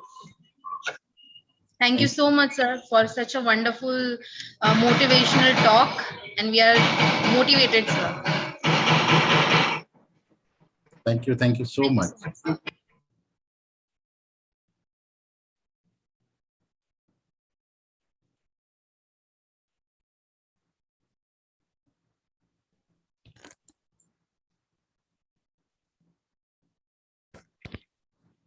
Sir, I think that was a very great speech, and I don't think we have any questions.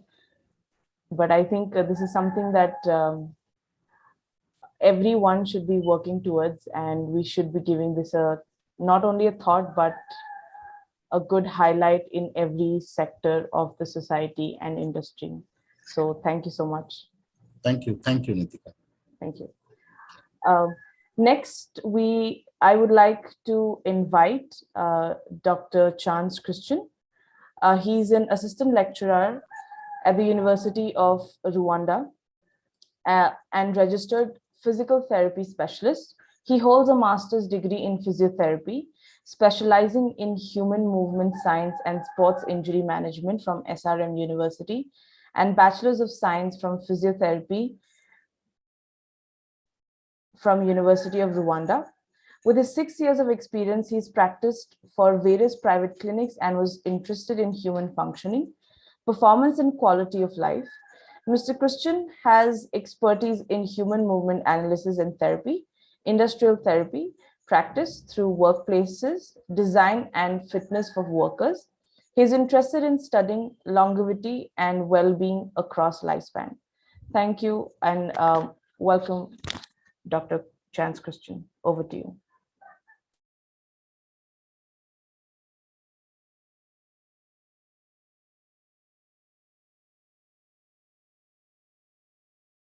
Okay, thank you, and thank you for this opportunity. And I would like to thank MGM School of Physiotherapy, and I would like to thank everyone who has participated to make this a success. And I'm just impressed on how the organization, how people are participating towards this this international conference, where we have this a journey towards inclusive society. So inclusion is very meaningful when we just speak about rehabilitation.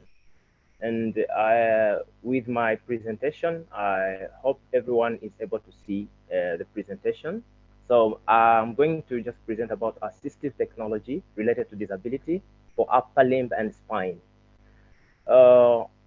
We might ask ourselves why we speak about this disability on the upper limb and the spine. So we are, first of all, when we see the description currently, when we just see the rehabilitation call for action according to WHO, we have found that we are all candidates to disability because we are exposed to different things that might make us look like this, or exposed to some therapies which will need advanced technologies. So which will help us to again to stand up and again go back.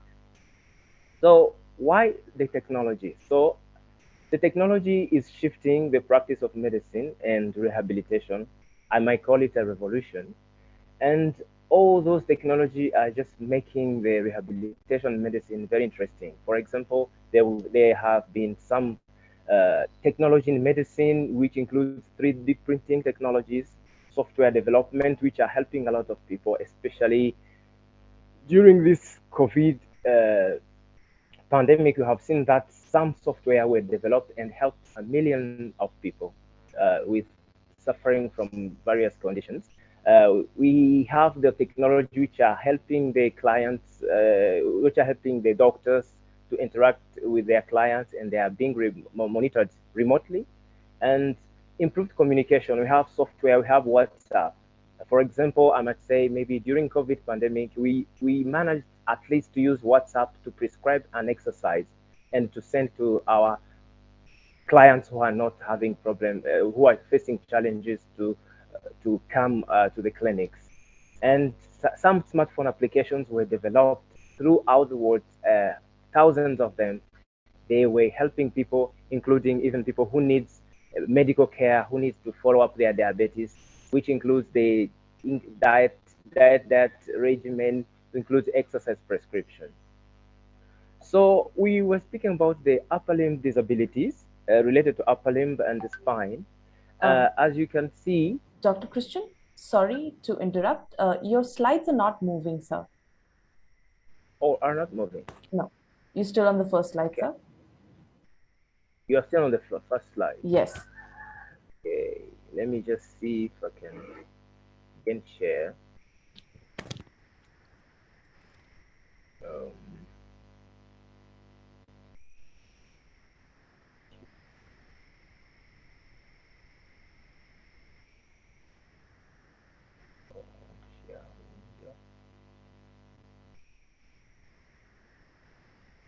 Can you see the second slide? Yes, sir. It's moving now. Thank you. You can. Yeah. Okay, thank you. So, and I was just speaking that what do we, if we just go back, I'm not just teaching, I'm not having a session to teach about anatomy and physiology. But first of all, if we understand, if we want to understand the brain and upper limb and the spine, so they are interrelated, as you can see on the image. With the brain, so we have supply to the upper limb from the spinal cord, especially from the cervical spine, and the brain sends signals through that, and we just communicate and we do that. So spine, brain, and upper limb are closely interrelated. That's why we need assistive technologies. Many of them, they are available. And we have conditions such as stroke, which significantly affect the upper limb functions, and cervical spinal cord injuries, which also affect. We have some amputations which might arise from road traffic accidents. We have even some hormonal imbalances which might lead to type 2 diabetes through even lifestyle we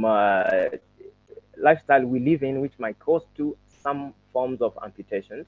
So we are faced by those things which might just lead to our upper limb not to function properly. And again, for as we are bipedal humans, so we just rely on our survival on use of upper limb compared to quadrupedal animals. But when we are disabled with upper limb, whether it is coming from the brain or if it is coming from the spinal cord, what happens really? If you can see on this image, just tend to not use our upper limb. And as I said, we have different technology which are helping people to design some things like orthopedics, orthotics and prosthetics, but they might just design with the advancement of technology. We have, for example, if someone has neck injury, we can have the neck support to just minimize the worsening of the conditions. We have lumbar support, and we have even some advanced technology, as you can see on the right. You can see someone who's training his gait during in a special movement laboratory. So he's following that. People are just struggling, they are just fighting to just make these people included so that the rehabilitation might benefit them to come back. Not only we need our spine for us to use our limb, also we need our trunk tell us what we are facing, even the movement, how we express. If you see this image on this slide, you can observe that someone might demonstrate hunger, success, happiness, confused. If you see this image, if our trunk is not well protected. So this is a close overview. Or we might just see if we can use our hands using our spinal stem to tell how we feel really. If we are just depressed, we are confused, or even we are angry. So according to WHO, some reports, some estimates say that 1 in 10 people needs assistive technology. So that was reported in 2019. And they are estimating that by 2030, 2 billion of people will need some kinds of type of assistive technology. So as I said, everyone is a candidate to disability. So you can see that almost like a quarter of 1/3 of the world will need some kind of assistive technology, because in our lifetime we might have back pain, we might need assistive technology permanently, or we might need for use for some time during the course of rehabilitation once we face. So as we are all candidates to disability, so you can see that it's a very needed thing that needs to be looked on when we are designing. We are just using innovative ideas. So many of the assistive technology which require upper limb are very important as humans interact with the environment. As I said, we interact with the cup of coffee, we interact with what we are cooking, and additional to that, because some accident and injury of upper limb have increased due to development of industrial era. We are in industrial era where the industry are being built, the machines, we are interacting with upper limbs with these machines which are being designed. However, even though those machines currently are being designed to minimize occupation-related accidents, still those accidents do occur and might cause to that. And we are having this, like from previous presentation, we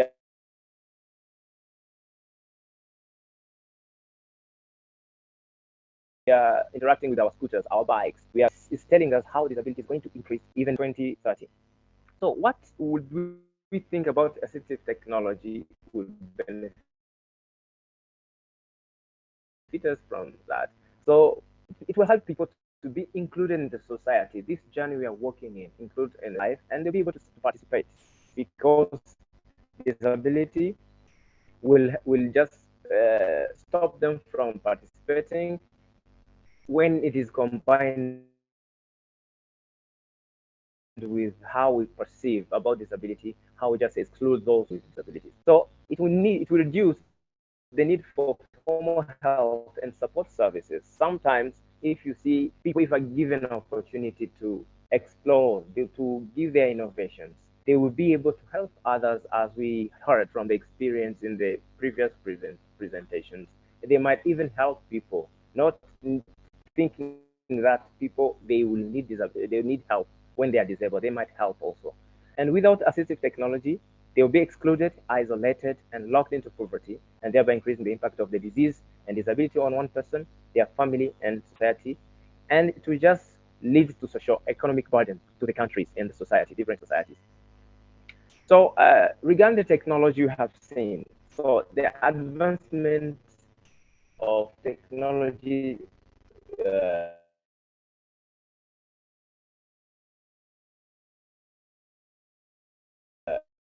in assistive technology has improved to the extent where my bionic limb, or we might find other things like acoustic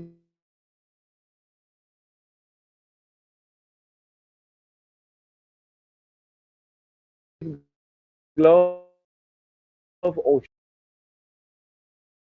shoes, which help those people to interact with the environment. Those software, so we have observed them, but for example, you might have such device which disability. However, if we take instance in our country, we have other devices which are helping to socialize with others. Someone might need a hug without a limb. Someone, if is given, which we'll discuss later, some can just do self-care activity like grooming her hair, just taking a juice using the assistive technology. So this is beyond just helping people to look like others. Also, it helps them to take care about themselves. So what do we see in scope in this assistive technology? What did we see? It might help around these key areas. So for the movement assessment for our clinicians, we understand that if you have those things, we might control spasticity, especially from spinal cord injuries and stroke. They might be used as continuous passive movement, and they might improve plasticity through mass practice and task-oriented training, rehabilitation, functional training, and research. So why this conference is very interesting. So we were saying that if there is this global action to have international conferences where research can be improved towards helping people with disabilities, helping persons with disabilities, helping them to return to the society, make them included in the society, doing researches which will help in later to maximize. So we have, for example, existing technology, effectiveness, efficiency. We will be talking, I'm going to present about the efficiency. So if you have a robotic rehabilitation where we are using robots, anti-tremor gloves, sensory-based digital surface, exoskeleton, robotic therapy, So do we really need these according to the challenges we have?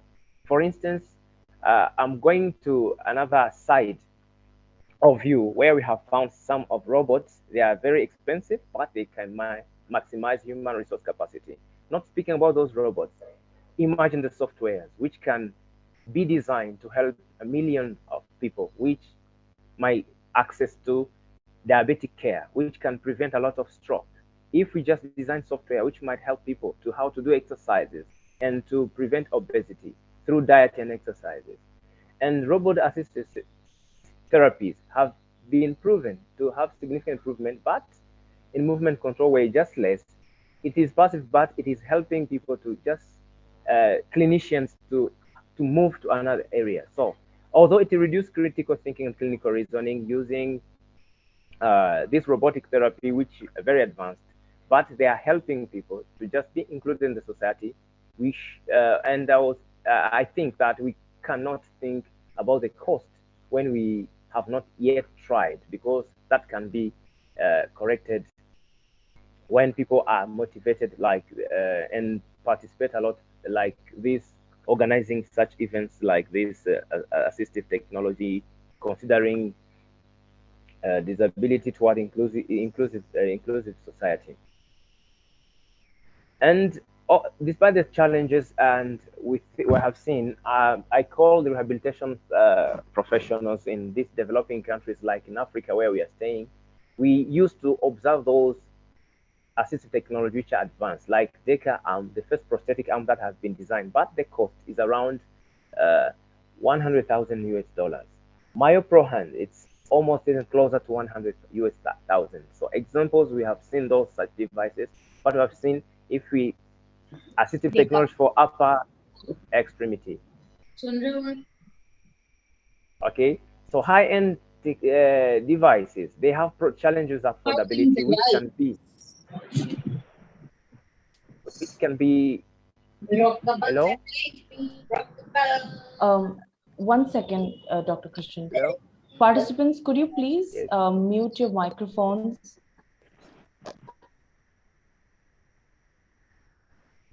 Okay. Thank you. You could go ahead. So we are comparing. Okay, thank you.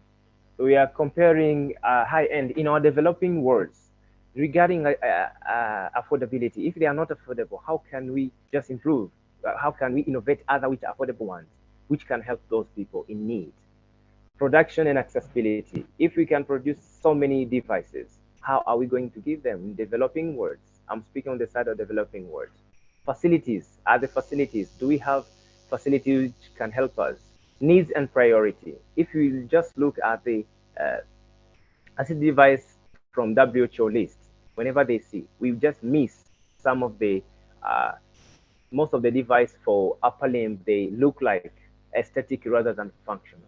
So we might need to look together about the needs and priorities, affordability, production, and facilities to work together between institutions in higher learning institutions, industry, researchers. We might look together to this so that we help the developing world to have affordable devices to help these people to interact with the society and again have productivity.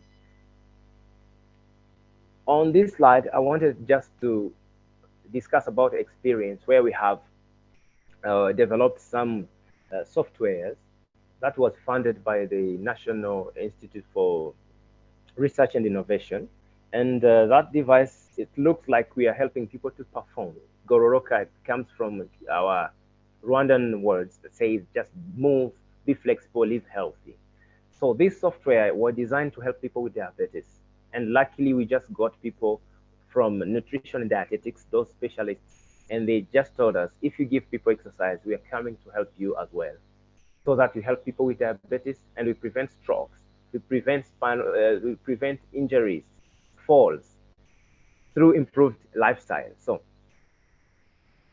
if we just see if we use the software as a solution, rather than just think about myoelectric, even though we can do them and design them, if we just make this very basic software, which might help people with stroke, people with spinal cord injuries, how to just down and off the prosthesis with the basic skills, and people will just feel more involved if people outside they are designing such technology devices, and we are not stopped to perform to do this advanced technology because we hope that next future with such approaches and commitment we might have other technologies and devices which will help people with upper limb technologies, but thinking about how they interact socially, functioning, movement performance, and how those devices are just bring them back to productivity. And among the recommendations that we might give through this partnership from from MGM University and MGM University and this Association for Clinical Neurology and Mental Health, which is a scientific partner, and other partners which are on this conference. We will just train rehabilitation professionals. As we have seen, we have few rehabilitation personnel per 10,000 population we serve, which can just be a big threat when we're just giving rehabilitation to those people in need. Academic staff, university and health institutions need to partner to do researches, to do a lot of things. We need to just do things like this. We are calling those partners like investors, business people, policymakers, to just spend a lot, to just give the time to help those people with different disabilities, especially those who are lacking devices to help their upper limb functioning. And we are shifting to use of technologies, smartphone applications that could provide interventions virtually. Those people who can't access, who are abroad. Now, internet connectivity and coverage is just being expanded. People are owning smartphones. So we are calling rehabilitation professionals to just find those which are accessible and which are available at the market. So, and among the recommendation we might have from developing worlds, we would need the partnership in interdisciplinary teamwork where we would be having rehabilitation engineers or biomedical engineers and physiotherapists, occupational therapists, psychologists, nutritionists, doctors, surgeons to work together to just have this journey towards inclusive society. And in briefly, you have been a great audience. I thank you for your close attention, and I hope we will be having a successful journey together toward this inclusiveness. Thank you so much. Thank you, Dr. Christian. That was a very, very informative session. Do we have any questions for Dr. Christian from the participants?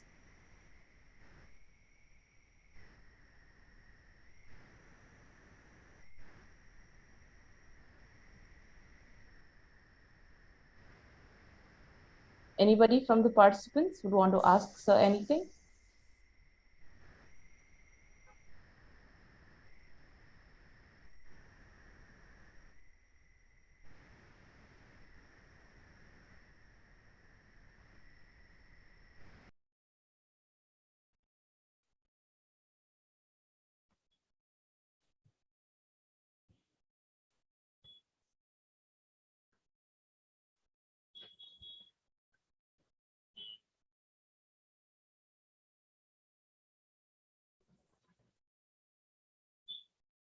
I don't think we have any more questions, Dr. Christian. Thank you so much. Thank you. Thank you. So moving on, we would like to invite Dr. Shrikant T. Dr. Shrikant T is a mental health professional, psychiatric social worker. He has 9 publications and 11 citations. His skills and expertise are research methodology, research proposal writing, and data collection. We welcome you, sir. Over to you. Thank you so much. I think, yeah, give me a second. Yes, sir.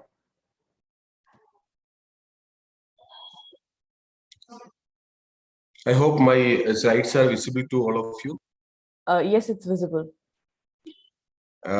Thank you. So a warm good morning to all. So first of all, I would like to congratulate the organizer for keeping a particular theme like this, where the inclusive society, we all are working for having an inclusive, disability-friendly and inclusive society while working with this category of people. So I basically work with persons with mental and intellectual developmental disability. I do also work with persons with some of the neurological condition disabilities also. So basically, it's a little dry topic where you might have to come across some of the technical terms and other things. So basically, I'll try to explain it in a very simple way. I hope we all are health professionals who are participating in this conference, and on day-to-day basis, we'll be utilizing these services. And an apologies before starting the session. I'm sitting in the OPD during my clinical work, so there might be some disturbances in terms of people are taking sessions and people are doing their clinical practices. So in case any difficulties, just an apologies well in advance. And in case if you have any doubts or clarification, you can put it in the chat box at the end. I'll try to answer those. So in this session, I'll be basically covering the concept of disability. That is very important. We need to know what is the entire concept of disability. Then briefly about national policy for persons with the disabilities. And I know that there are international participants for this conference. So I just reviewed few international legislation related to persons with disabilities. And then, of course, an important thing is our Indian Act, which is on Rights of Persons with Disabilities Act of 2016.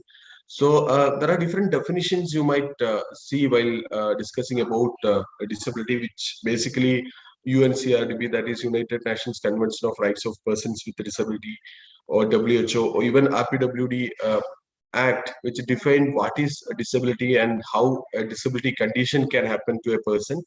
So basically, overall, what it says is a disability is not just that particular condition.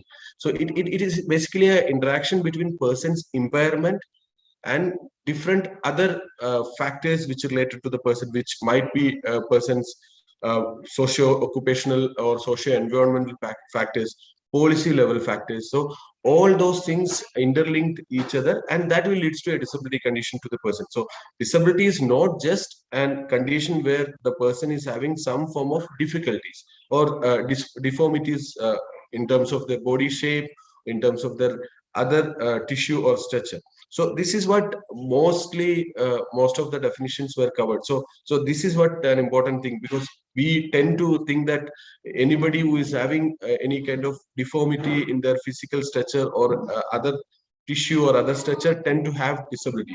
So I think one of our succeeded speaker, I was very much impressed in the sense I was very much motivated with Shubhajit Bhattacharya's session, where how he defined about his impairment, how he has overcome, and he said that just because a person is having this difficulty, that doesn't mean that person will be disabled in the society. I think in that line we need to understand the entire concept. So if you look at some of the statistics of disability related, where it clearly mentioned that approximately 15% of the people around the world have some form of disability. Just pardon me, just give me a second, I'll just come back.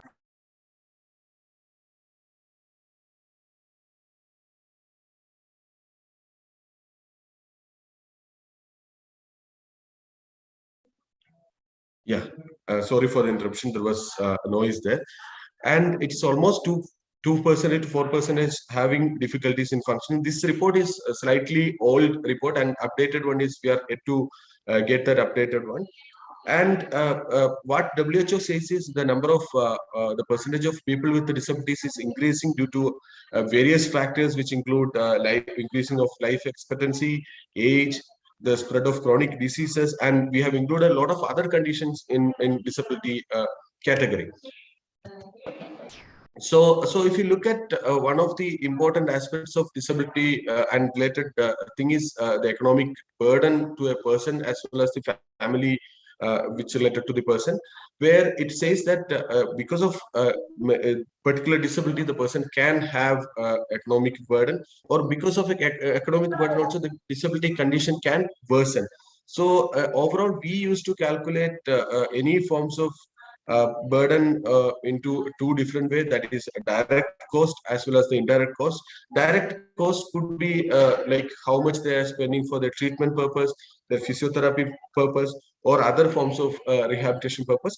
And indirect cost could be the number of working hours which they will lose, or the difficulties in performing certain activities.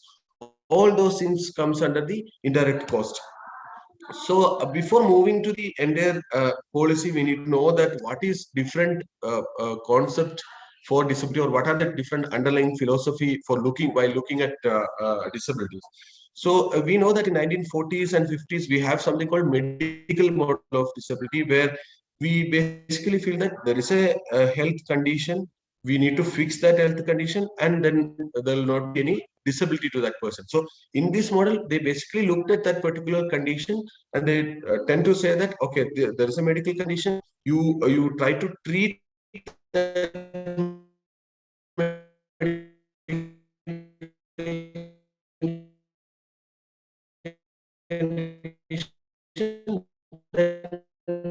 the person will be free from any forms of disability. Then we have something social disability, because of various factors, social policies or social laws or limitation of all those things can leads to a disability condition to a person. The other important model which we all practice at this present era is biopsychosocial model of disability, where it basically says that disability is not just an impairment, it has other interlinked connection between their family factors, environment factors, and other things. For an example, imagine a person who belongs to a very rural area, where we identified that he is having some form of physical disability. He might require a kind of rehabilitation activities as well as treatment. But accessibility might be a difficult thing for that person. So in that scenario, the entire disability is not just the result of that particular condition. It is the other aspects, which include the accessibility of healthcare system, accessibility of rehabilitation services, government policies on these kind of things. So we need to take at present we practice any forms of disability, or while working with persons with a disability, based on this biopsychosocial model. So there are three important concepts for disability, which include impairment. As I already mentioned, impairment is just a condition where any loss or abnormality of psychological, physiological, or anatomical structure of the person. So it could be losing of limbs. In terms of mental illness, it could be neurochemical imbalances. In terms of intellectual development disability, it could be lack of growth in the brain. So these could be considered as impairment. So where in terms of disability, it is actually a restriction of individual functioning. For example, because of the impairment, the person was not able to perform certain individual task on day-to-day basis, then we can call this condition as disability. For example, because of physical disability, the person is not able to move around, or person is not able to button their shirt or clothing, or personal hygiene. So these condition can be called as disability. Then we have something called handicap, that is more towards a social term, where because of impairment and handicap condition, the person is not able to engage in some of the social activities. So you need to try to understand these differences while working with any forms of disability. And the good reference for this is there is something called International Classification of Functioning. You might have heard about International Classification of Diseases. The similar way, or diseases or disorders, the similar way we have something called International Classification of Functioning, which basically describes about how the functioning interferes, or the various factors which interfere in functioning, how to assess this functioning. There they have clearly mentioned the difference between different models, different concepts which are related to impairment, disability, and handicap. So basically this ICF model basically discusses that there will be a health condition. Because of health condition, the person can have body function or structure impairment, that is impairment, any forms of formalities, or any kind of losing of this particular region, that called as impairment. because of that, they can have limitation in day-to-day activities, and that can leads to a participation restriction in a larger sector. So this also will be influenced by various other factors, which include environmental factors.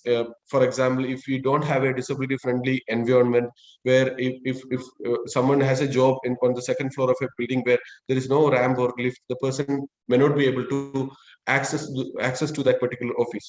So that could be an environmental barrier. Then there's a there will be something like personal factors, which might be the gender of the person. So we know that there are certain gender or certain areas or certain category of people were discriminated. So that also can lead to a disability condition. So here I have given an example to make you understand in a better way. So imagine someone comes with a spinal cord injury, where the impairment will be the problems of muscles and structure of spinal cord. And in terms of disability, might be difficulty in moving and walking and going around, and that can leads to a participation limited restrictions in employment. Person may not be able to participate in sports and related activities. So the environmental factors or contextual factors could be educational system or technology, family members are not supportive or supportive, or the age, gender, all those things. So I hope you understood this concept. So while moving towards the legislations and policies, one of the important thing we all need to understand is United Nations Convention of Rights of Persons with Disabilities, that particular conference or action on 2006, where they clearly defined about various principles which, while drafting a disability policies or while working with the persons with a disability, which include the first and important one is respect for inherent dignity, individual autonomy, including the freedom to make own choices and independence of the person. So many times it is observed that a person with the disabilities may not have adequate chance to make decisions or decide about their various aspects, or on behalf of them someone else takes decision. So on the basis of that, it created that we should respect their individual freedom to make on one's choice related to their various aspects. Then non-discrimination, full and effective participation and inclusion in the society, where the appropriate government has to make provisions for full and effective participation for persons with disabilities. Then respect for differences and acceptance of persons with a disability as a part of human diversity and humanity. Equality of opportunities, there should not be any discrimination based on the disability to that particular person. Accessible to various services, which include government services, which include education, employment, or various sectors in the society. Equality between men and women, where there should not be any gender based discrimination, and respect for evolving capacities of children with disabilities. So based on that, India also has framed a national policy for persons with a disability on 2006. It was a policy level thing as brought out by the government of India, where it basically recognized that persons with the disabilities are valuable human resource for the country, and seeks to create an environment that provides them equal opportunities, protection of their rights, and full participation in the society. So under that, there are different provisions which include prevention of disabilities. That is, they give emphasis on. I'm in a session. Okay, I'm just looking at. So they give emphasis on prevention of disability, which include early identification, detection, and appropriate rehabilitation measures. Then rehabilitation measures, which include three ways, which include physical rehabilitation. Then we have educational rehabilitation, including vocational educations. Then economic rehabilitation for a dignified life in the society. Then they in the policy they clearly mentioned about women with a disability, because as per the literature, as per the social structure, we know that there is a gender discrimination in certain region, and the chances of discriminating a woman might be a little higher in the society. So there should be a special provision for women with disabilities. Then we have something called provision for children with disabilities, on how their education should be, how their education should be provided, whether they should be included in an inclusive society. Then they discuss about barrier-free environment, where all the building and structure has to be disability friendly, and all the persons with the different disabilities should be able to access these things. Then there is something, an important thing as a social security, where disability certificate, how that should be provided, how much should be the monetary benefits, and what are the different welfare benefits needed to be given, and how the disability certificate, how transparent it should be. Then there is something called social security measures in form of various disability welfare benefits. Then promotion of NGOs, where as we know that a lot of NGOs plays a major role in terms of working with disabilities, where NGOs which promote vocational rehabilitation, NGOs which promote supported housing for persons with various disability, NGOs which provide assistive devices. Then other one is collection of regular information of person with disability, so that for policymakers it is easy to make policies according to the statistics. Then research on persons with disability and trying something which is innovative, which can be helpful for persons with disability. Then inclusion of persons with disability in sports, recreation, and cultural life. Then amendment of existing act, because we had Persons with Disability Act of 1995.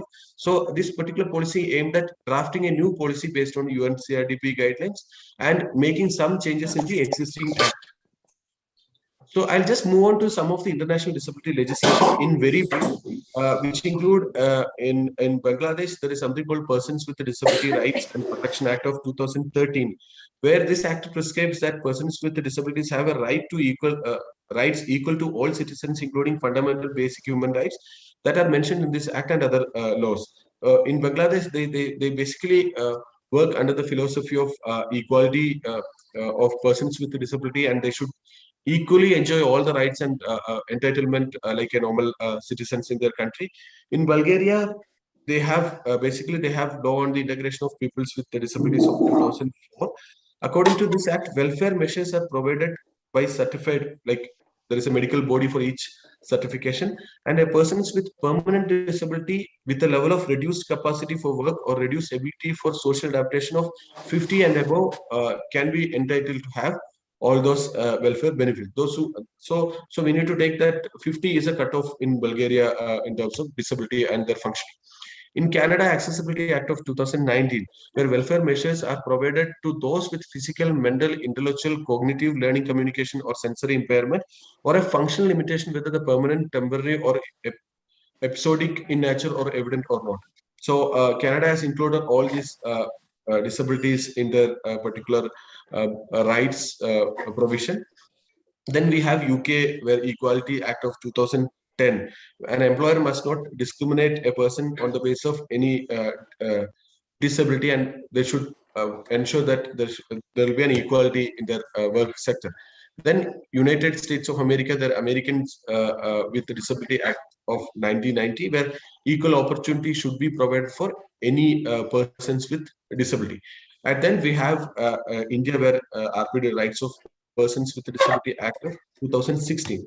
So I'll be basically discussing about different chapters and different important things on RPWD, because I may not be able to cover the entire information in one half an hour session.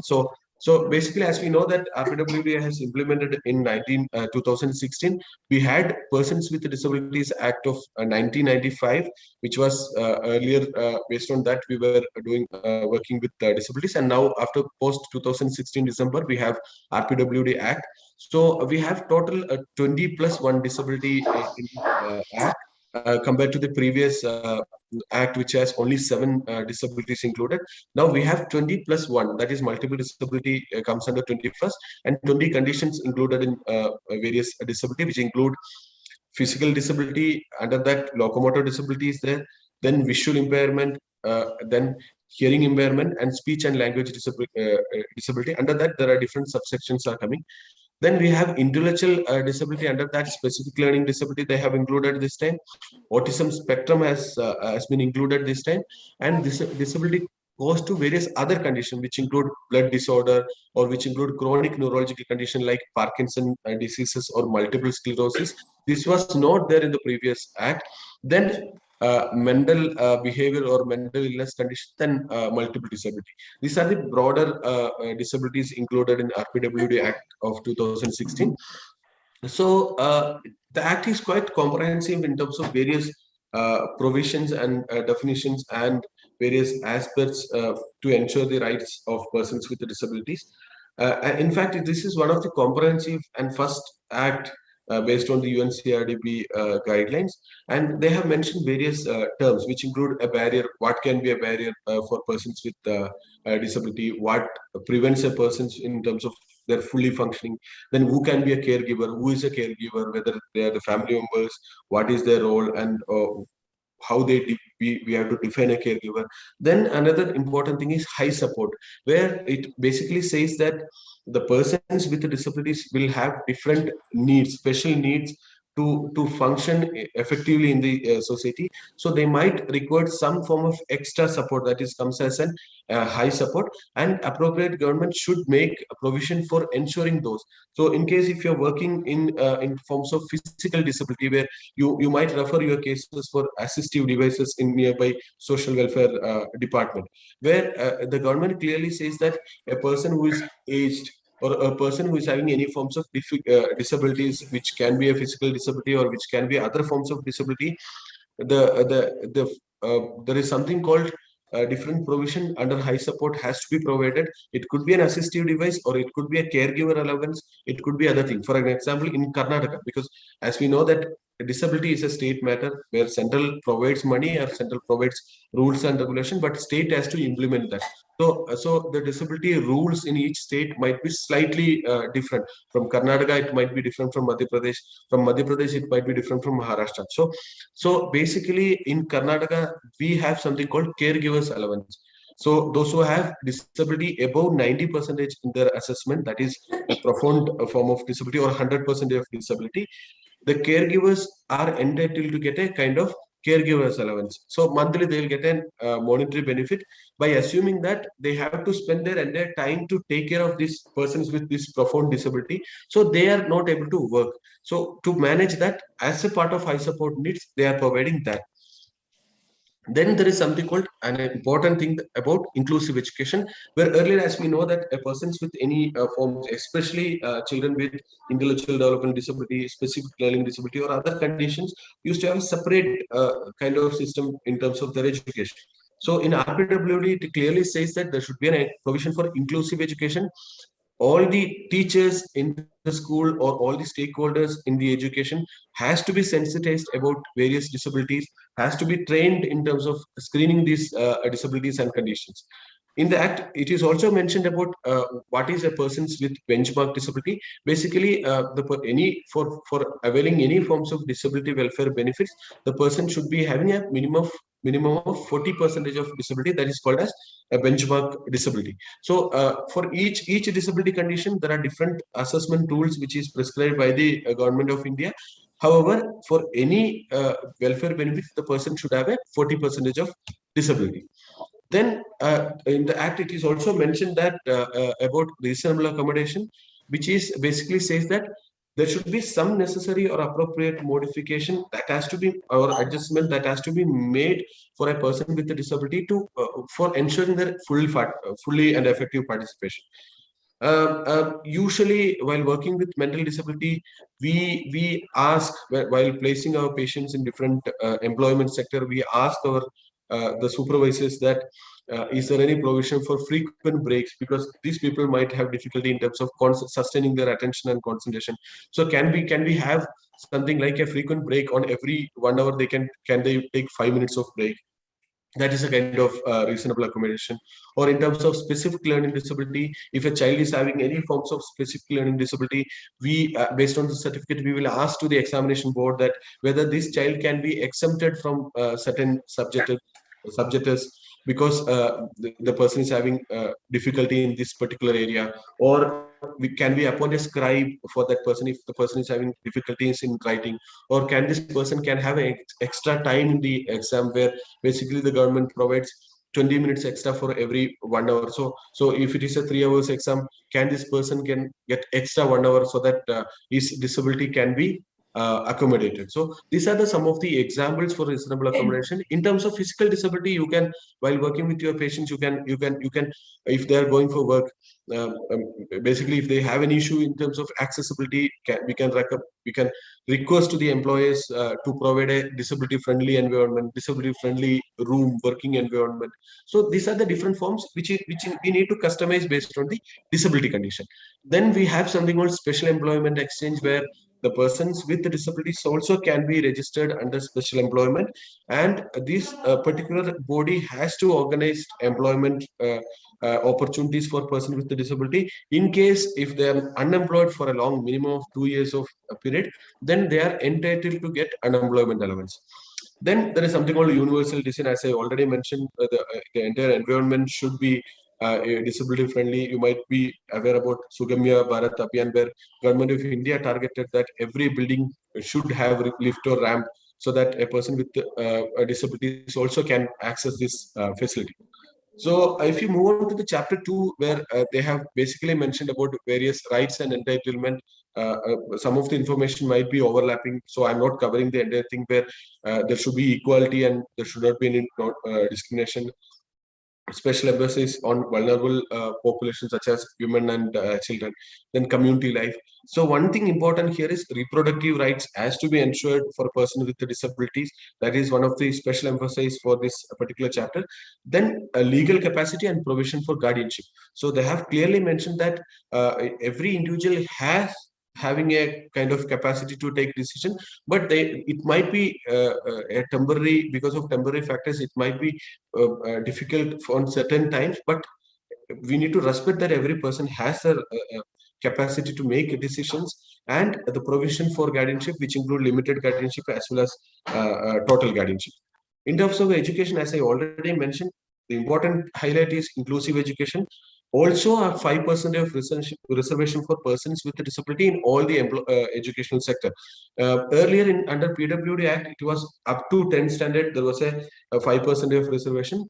But as per the new Act, the reservation has to be continued even in the higher education. In case of aided institute, they can also keep they are also entitled to keep this 5% of reservation. In terms of private institute, if they are keeping this 5% of the reservation, then a kind of remuneration has to be provided by the government as a kind of encouragement to those institutes. In terms of skill development, that is dealing in the chapter 4, where they emphasize on vocational training and self-employment, non-discrimination in while employment, equal opportunity, and 4% of reservation for persons with various disability, which again categorized into 1% for physical and physical disability, 1% for hearing and related disability, 1% for visual disability, and 1% for mental health spectrum condition, which include mental illness, mental retardation, specific learning disability, autism, and multiple disabilities. So this is a reservation system, and especially they ask state government to give reservation in employment level C and D, that is clerical and other related jobs. Then there is something called social security, health, rehabilitation, and recreation, where they give special emphasis for rehabilitation activities, community living, community vocational rehabilitation centers, as well as various disability welfare benefits for persons with the disability, which include travel concession, which include concession in terms of various social welfare benefits, disability friendly concessional rates of loan and other things for starting up certain microfinance entrepreneurship. So there are different things under this has been provided. Then special provisions for persons with benchmark disability, which include as I already mentioned, free education, reservation in higher education, identification of post for reservation, then incentive, special schemes and development. Then a special provision for person with a disability with high support needs. As I already explained, I don't think I have to repeat it again. Then something on duties and responsibilities of appropriate government, which include awareness campaign, accessibility, accessible transport facility, then mandatory observance of accessibility norms. So entire things comes under this. Then registration of institution for persons with a disability and grants to such institution, where basically in the act which clearly says that various NGOs which register under certain act, for example, National Trust Act or other things, are entitled to get grant while working with the persons with the disabilities. Then certification of specific disabilities, where how the certification process should be, who should be part of the medical board, and what tools has to be used. For an example, any person with a disability can apply for certification, and they have a right to get certification process, but they should clarify comes under the cutoff of minimum 40%, that is benchmark disability, and based on that they should entitled to get all welfare benefits. I'm just giving an example here to make you understand. In terms of mental illness, what we usually do is we are using Indian Disability Evaluation and Assessment Scale, that is IDEA scale for assessment as per the rules of the government. In case we suspect that the person is having a form of intellectual development disability, as a first level, we'll do an IQ assessment. Then if we found that the person does not have any forms of intellectual development disability, then we will administer the IDEA scale. So it has 4 domains, which include personal hygiene, communication and understanding, interpersonal activities, as well as work, and total duration of years. And this will be the scoring pattern, where 0 will be no disability, 1 will be mild disability, 2 is moderate disability, 3 is severe disability, and 4 is profound disability. And duration of illness comes like this. So based on that, the global disability will be anything above 40 to 69 is mild disability. They are entitled to get all the welfare benefits. Anything 40 to 70, it's moderate. Sorry, anything less than 40 is mild disability. Anything between 40 to 70 is moderate disability. 71 to 99 is severe disability. 100% of disability score is profound disability. So the medical board is any institute, the medical superintendent or chief medical officer or civil surgeon or the head of the medical board. And there should be a psychiatrist who is a specialist for assessing that. And there should be a trained psychologist, and other members can be an optional, which could be special educator, which could be a general physician. All those people are an optional thing. If they are available in that district hospital or taluk hospital, they can be part of the medical body. So similar way, there are different assessment techniques and tools for assessing chronic neurological condition, as well, which include multiple sclerosis, which include chronic epilepsy, which include Parkinsonism. So all those conditions, we have to assess their physical disability as a first level. Also the psychosocial disability. For psychosocial disability, we are using ideas only, but for the physical disability, each disability, there is a different tools and techniques. And medical boards also different. So sometimes when you are working with cases, you might be working with multiple disabilities. For example, a person is with physical disability, as well as he might have some form of intellectual development disabilities or any other condition. So sometimes you might be working with the people with the 2 or more disabilities. In that scenario, we should provide them a multiple disability certificate, where there is a formula where the highest percentage, or which one is the highest forms of disability is A, and lowest is B, and there is a calculation formula which I have given here. The total score will come based on this calculation, and we will provide them as multiple disability, and they are entitled to get all the disability welfare benefits. So other chapters I'm not going in detail, which include central and state advisory boards on disability and district level committee, who should be a part of the committee, how to constitute these committees, then chief commissioner and various level of supervisory level, and who has to take decisions while discrimination happens or someone raised the complaint. Then special court to deal the issues of persons with disability, national fund for persons with disabilities, state fund. Then other thing is offenses and penalties. What should be the offense penalties and punishment in case if they found that any forms of discrimination is happening in the disability sector in various areas, and miscellaneous. These are the entire chapters in RPWD. I hope in a very brief I have explained that. Then there are different critics and advantages of this particular act. So first thing is, this is a right-based legislation. While evaluating, we will identify that. Then it is very gender sensitive, where it gives equal emphasis for both gender. Then a higher reservation for persons with disabilities. Focus on cultural and recreation in terms of community living. Focus on vocational rehabilitation and skill building, and importance given to accessibility, including access to technology, introduction of penal provision, and very comprehensive tools and pictorial representations they have given. Proper definition on several disabilities, and as if you look at the introduction chapter, where they have given definition on entire things related to various aspects of disability, recognition of high support needs, which was not there in the previous act. Increase in terms of reservation percentage. Earlier it was 3%. Now it has increased up to 4%. And in terms of education, they have continued even in the higher education. Provision for guardianship, that is again important. And there are some critics also, because one thing, if you look at that, the number of disability from 7 to 21 they have increased, but the number of percentage of reservation has not been increased. So there can be an imbalance while in the actual implementation phase. And other thing is, the act is acknowledging diversity restriction itself to the gender binary, no mentioning being made of transgenders, because that is also an important, because Supreme Court has acknowledged or accepted this third gender, that is transgender also, but in the act they have not mentioned anything on that.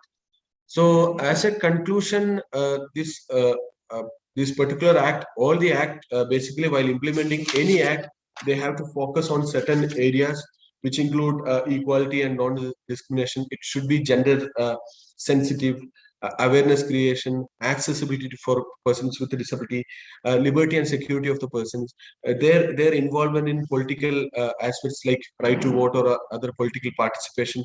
So while forming any legislation or act or policies for persons with a disability, they have to, any state or government has to focus on these areas, so that an effective participation can be ensured for persons with a disability. So with that, I'll just conclude my presentation. So I'll take some of the questions if you have. I know that it is a bit lengthier session and some of the technical terms also involved, but it is always important that we might be working with the different forms of disability or different areas, but it is always important to know this legislation so that we can ensure some of the rights of these persons with various disabilities, as well as it can be indirectly, it can be useful for various other things in terms of their rehabilitation, in terms of their social security and other things. Thank you, Dr. Shrikant, for the very informative session. Do we have any questions for Dr. Shrikant?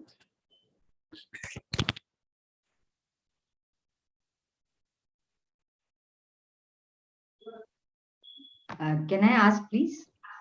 Yes, Okay, please. so Dr. Shrikant, I have around 4 or 5 patients of multiple sclerosis. Would you like to say anything on that disease? See, madam, earlier this multiple sclerosis was not included in the disability condition. Yeah. If you look at PWD Act of 1995, but and if you look at the prevalence rates of multiple sclerosis, which predominantly says that it is more prominent in the Scandinavian countries, which include a high low temperature like countries, and the evidence of prevalence was not well established in Asian continents, especially in Indian. There are few prevalence studies, but over a period of time, the research and other things, and the amount of disability which can cause because of this multiple sclerosis, various studies has been identified. So, for example, in NIMANS, we have a special clinic for multiple sclerosis. Okay. Under neurology, where a set of team they basically work under this particular category. So we know that we have a special OPD on weekly basis. On an average, we get around 14 to 16 cases on an average that OPD days. So and again, the assessment what we basically do is based on where the myelination happens to that person, the disability varies. It could be if it happens in the occipital lobe, then visual difficulty can happen to that person. If it is happened on the temporal lobe, then hearing thing, or motor region, then physical disabilities. And again, there are different conditions where relapsing, remitting, which might be continuous. So based on that, the assessment basically happens.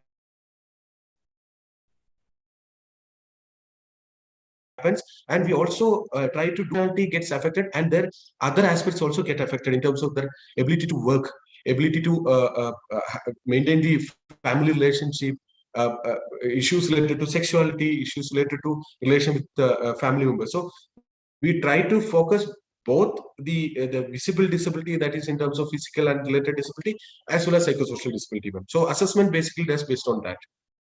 Okay, well, thank you. Thank you. Thank you so much.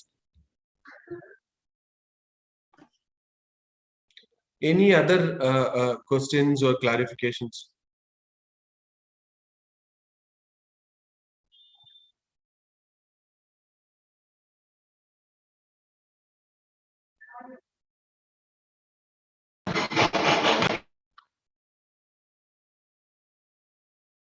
And I hope people understood the concept, because I was a bit fast and I have covered a lot of areas.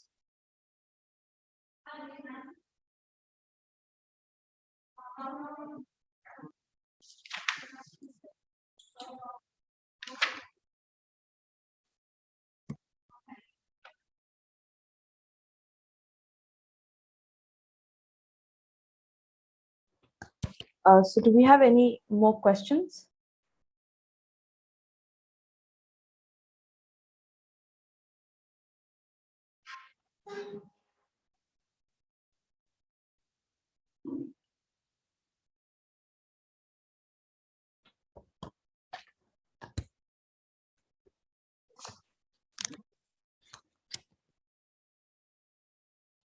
If not, then we'll proceed ahead. Thank you so much, Dr. Shrikant. It was a very informative session on the disability section. Now, I would like to welcome Dr. N.S. Senthil Kumar, a Chief Operation Officer and Executive Director at the Association of People with Disability. He has 21 years of experience in clinical academics and research field of rehabilitation. He is also experienced in successful patent and copyright document writing. He is an international peer-reviewed journal holder and supervised with 13 research projects. He has 2 patents and 2 copyrights. He has additional qualification in biostatics and physiology and yoga. Welcome, sir. Over to you. Yeah, thank you. Thanks for this opportunity.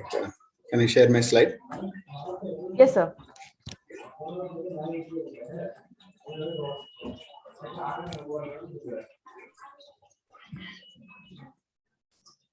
Is it visible? Yes, it's visible. Yeah. Yeah, so good afternoon, everyone. So what we are going to start is disability at Community India as a topic which has been given to me. I'm sure we all have a medical perspective of what disability is all about. So I'm going to bring a community perspective of disability. I'm sure a lot of speakers would have talked about disability in detail, and just to touch with it, disability, as we all know, that it's nothing but a kind of inability or a restriction in the ability to perform a particular function, in simple words, and it is majorly due to impairment, as we know. And again, the word impairment is to be briefed. We can actually say that it is a structural or a functional issue related to a disease or a kind of an acquired injury or something which results in impairment. So impairment leads to disability, and we all know that it actually leads into handicap, which is nothing but a disadvantaged position where the person is not able to include to the society, or not able to go to school, or not able to go to job, and so on. So this is the old model of school of thought when it compares to impairment, disability, and handicap. And over the period, if you see that the WHO model of functioning and disability, the ICF model has come, where the same thing actually remains, the body structure and function remains as impairment. The activity and the participation and the environment are some of the components which has actually added to give more perspective towards disability, to say that it is not only in the body and the mind, but also it also, because of the environmental factors, one could not able to perform better in the society. So this is the ICF model, which actually been the most recent one as far as the disability is concerned. So this is something which I think all of us are aware of, the WHO model of community-based rehabilitation matrix, which was enacted in the year 2010. So most of us actually, when rehab experts, are very much familiar about health, where we talk about promotion, prevention, medical, rehabilitation, assistive devices. But if you really wanted to enable, empower, as well as equip a person with a disability, you need to work in multiple domains like education, livelihood, social empowerment. And again, as you could see, Each has got its own subcategories, like almost 25 things were there in the CBR matrix model, as you could see here. So if you want to if you want to really enable and empower a person, we need to actually work in almost all the areas of the community-based matrix which has been given over here. And again, when you look into the physiotherapists or occupational therapists, most of us are again focusing, when you look into the medical model, we focus more on the short-term outcomes, like whether the pain is relieved or not, whether the patient can able to walk, whether the patient can able to sit, and so on. But when you come to the community-based rehabilitation, it will not stop in the institution. It will go a little beyond institution, and the community reintegration is something very, very important. So that is where, when it comes to community-based rehabilitation, we have multiple outcomes, one at the short term, the second at the intermediate level, and the third at the long-term outcomes. So the long-term outcome is more of actually like, how can I make a person functionally independent and mainstream the person in the society, and also ask the question that whether the quality of life of the person with the disability has been improved collectively as a person, as a family, as well as at the community.